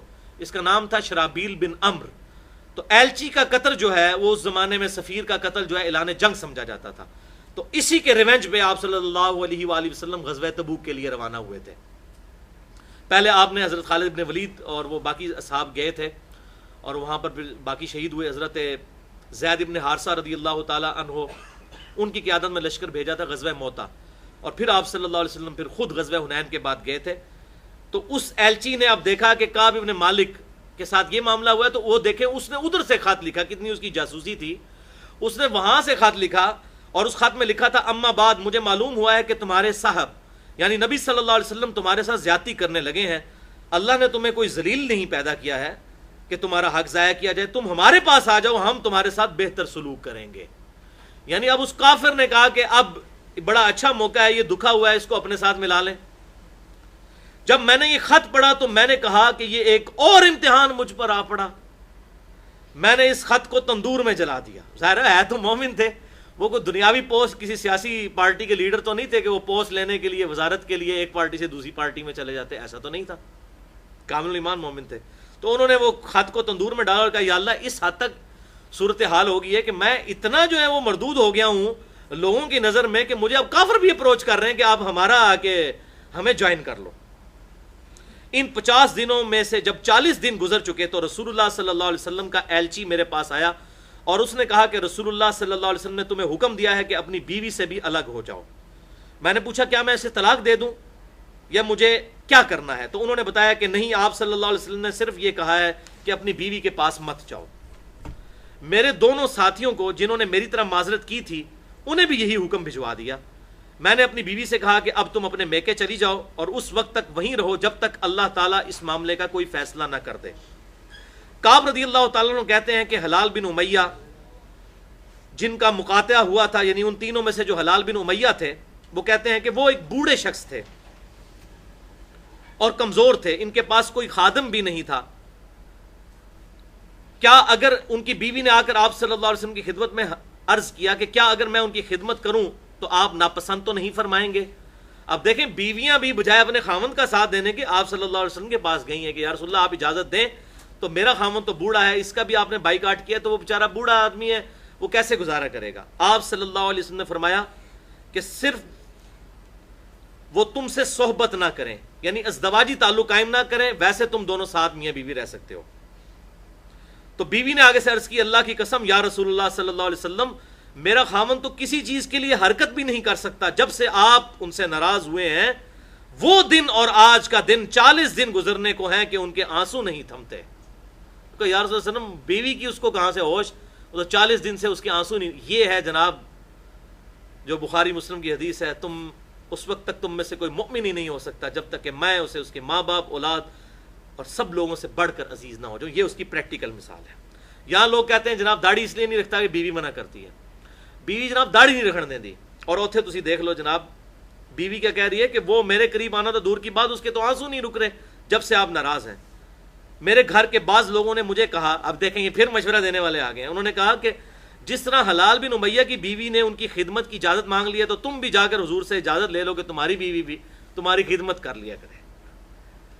یہ مشورہ دینے والے جو لوگ ہوتے ہیں نا، اپنی طرف سے بیچارے مخلص ہوتے ہیں لیکن وہ کسی کا بیڑا غرق بھی ہو سکتا ہے اس معاملے میں۔ تو انہوں نے کہا اللہ کی قسم میں کبھی بھی رسول اللہ سے ایسی اجازت نہیں لوں گا، میں جوان ہوں، معلوم نہیں جب اجازت لینے جاؤں تو حضور مجھے کیا کہہ دیں کہ ہاں جی تنو تو اجازت نہیں ہو، تو بڈھا آدمی سی میں نے اس لیے اجازت دی۔ تو تو جوان آدمی 35 سال تیری عمر ہے تو تو کہہ رہا ہے کہ مجھے بیوی خدمت کے لیے چاہیے. اس طرح 10 دن اور گزر گئے، یعنی 50 دن. اور جب سے آپ صلی اللہ علیہ وسلم نے ہم سے بات چیت کرنے کی ممانعت فرمائی تھی اس کے 50 دن پورے ہو گئے. 50ویں رات کی صبح کو جب میں فجر کی نماز پڑھ چکا اور اپنے گھر کی چھت پر بیٹھا ہوا تھا، اسی طرح جس کا ذکر اللہ تعالیٰ نے کیا ہے کہ میرا دم گھٹا جا رہا تھا اور زمین اپنی تمام وسعتوں کے باوجود میرے لیے تنگ ہو چکی تھی. وہ کہتے ہیں یہ حالت میری 50ویں دن تھی جو اللہ تعالیٰ نے ذکر کیا. حتی اذا ضاقت علیہم الارض بما رحبت وضاقت علیہم انفسهم وظنوا ان لا ملجأ من اللہ الا الیہ، کہ زمین اپنی وسعت کے باوجود ان پر تنگ ہو چکی تھی. کہتے ہیں یہ حالت میری ہو چکی تھی. اللہ نے بھی ذکر کیا قرآن میں، واقعی میری حالت یہی تھی. 50 دن پورے ہو گئے، لیکن ان مع العسر یسرا، ہر مشکل کے بعد آسانی آ جاتی ہے. اب آسانی آئی تو میں نے ایک پکارنے والے کی پکار سنی. جبل صلا پر چڑھ کر کوئی بلند آواز سے کہہ رہا تھا، اے کعب بن مالک تمہیں بشارت ہو. انہوں نے بیان کیا کہ یہ سنتے ہی میں سجدے میں گر پڑا اور مجھے یقین ہو گیا کہ اب مجھ پر فراخی آ جائے گی، تنگی کے بعد آسانی. فجر کی نماز کے بعد رسول اللہ صلی اللہ علیہ وسلم نے اللہ کی بارگاہ میں ہماری توبہ کی قبولیت کا اعلان فرما دیا تھا. لوگ میرے ہاں بشارت دینے کے لیے آنے لگے اور میں میرے دو ساتھیوں کو بھی جا کر بشارت دی. ایک شخص زبیر ابن عوام جو عشرہ مبشرہ میں سے اپنا گھوڑا دوڑائے ہوئے آ رہے تھے.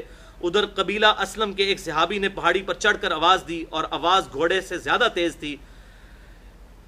جن صحابی نے صلا پہاڑی پر آواز دی تھی جب وہ میرے پاس بشارت دینے کو آئے تو میں نے اپنے دونوں کپڑے اتار کر بشارت کی خوشی میں انہیں دے دیے. اور اللہ کی قسم اس وقت ان 2 کپڑوں کے سوا میرے پاس کوئی اور پہننے کی چیز نہیں تھی. میں نے اب یعنی پہننے کی چیزیں مراد ہے کہ کوئی اچھے کپڑے نہیں تھے، وہی اچھے کپڑے تھے. میں نے اپنے ساتھی ابو قتادہ سے 2 کپڑے مانگ کر پہنے اور حضور صلی اللہ علیہ وسلم کی خدمت میں حاضر ہوا. یعنی اب ان کی غیر موجودگی میں اناؤنسمنٹ ہوئی تھی کہ ان کی توبہ قبول ہے. اب یہ پہلی دفعہ پیش ہونے جا رہے ہیں، یہ ڈراپ سین ہے. جوگ در جوگ لوگ مجھ سے ملاقات کرتے جاتے تھے اور مجھے توبہ کی قبولیت پر بشارت دیتے جاتے تھے. کہتے تھے اللہ کی بارگاہ میں توبہ کی قبولیت مبارک ہو. اچھا، حضرت کعب کو یہ نہیں پتا تھا کہ ہمارے لیے آیتیں نازل ہو گئی ہیں. وہ یہ تھا کہ حضور کو وحی خفی کے ذریعے بتا دیا گیا ہے. ان کو کیا پتا تھا کہ کتنی بڑی خوش نصیبی ہونے والی ہے. کعب کہتے ہیں کہ آخر میں مسجد میں داخل ہوا. حضور صلی اللہ علیہ وسلم تشریف رکھتے تھے. چاروں طرف صحابہ کا مجمع تھا. سیدنا طلحہ بن عبید اللہ، یہ بھی عشرہ مبشرہ میں سے ہیں، دوڑ کر میری طرف بڑھے اور مجھ سے مصافحہ کیا اور مبارک دی. اللہ کی قسم وہاں موجود مہاجرین میں سے کوئی بھی شخص ان کے سوا میری طرف نہ آیا. طلحہ کا یہ احسان میں کبھی نہیں بھولوں گا. پھر کہتے ہیں کہ جب میں نے رسول اللہ صلی اللہ علیہ وسلم کو سلام کیا تو آپ صلی اللہ علیہ وسلم نے فرمایا، اور آپ صلی اللہ علیہ وسلم کا چہرہ مبارک خوشی اور مسرت سے دمک اٹھا تھا، اس مبارک دن کے لیے تمہیں بشارت ہو اے کعب، جو تمہاری عمر کا سب سے مبارک دن ہے. کعب کہتے ہیں میں نے عرض کیا یا رسول اللہ صلی اللہ علیہ وسلم یہ بشارت آپ کی طرف سے ہے یا اللہ کی طرف سے ہے؟ اللہ اکبر. تو آپ نے فرمایا اللہ کی طرف سے.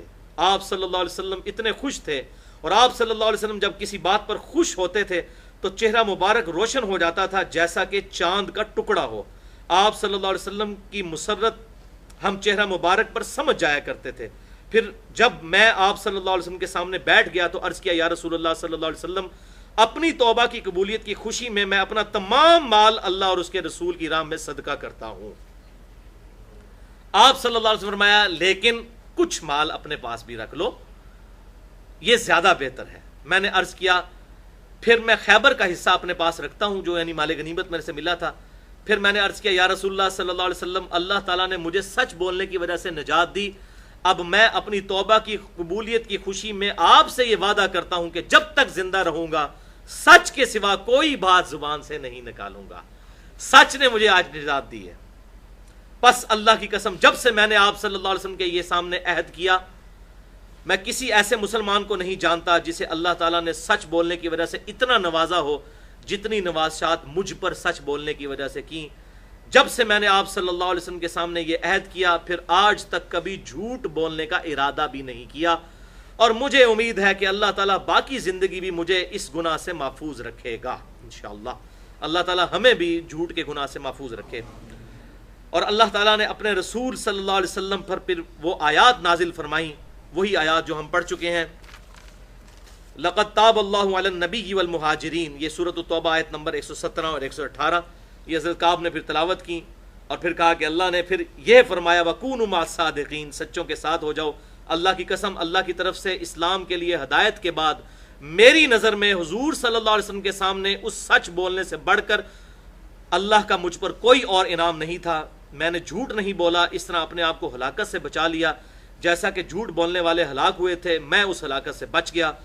نزول وحی کے زمانہ میں جھوٹ بولنے والوں پر اللہ تعالیٰ نے اتنی شدید وعید فرمائی جتنی شدید کسی دوسرے پر نہیں کی تھی. اور پھر انہوں نے وہ آیات پڑھی سورۃ التوبہ کی کہ اللہ تعالیٰ نے حضور صلی اللہ علیہ وسلم پر یہ وحی کی کہ عنقریب منافق اگر جھوٹے بہانے کریں گے تو میری اللہ نے تعریف کی، اور ان منافقین کو اللہ تعالیٰ نے ان پر لعنت فرمائی، ان پر برائی سے ان کا ذکر کیا.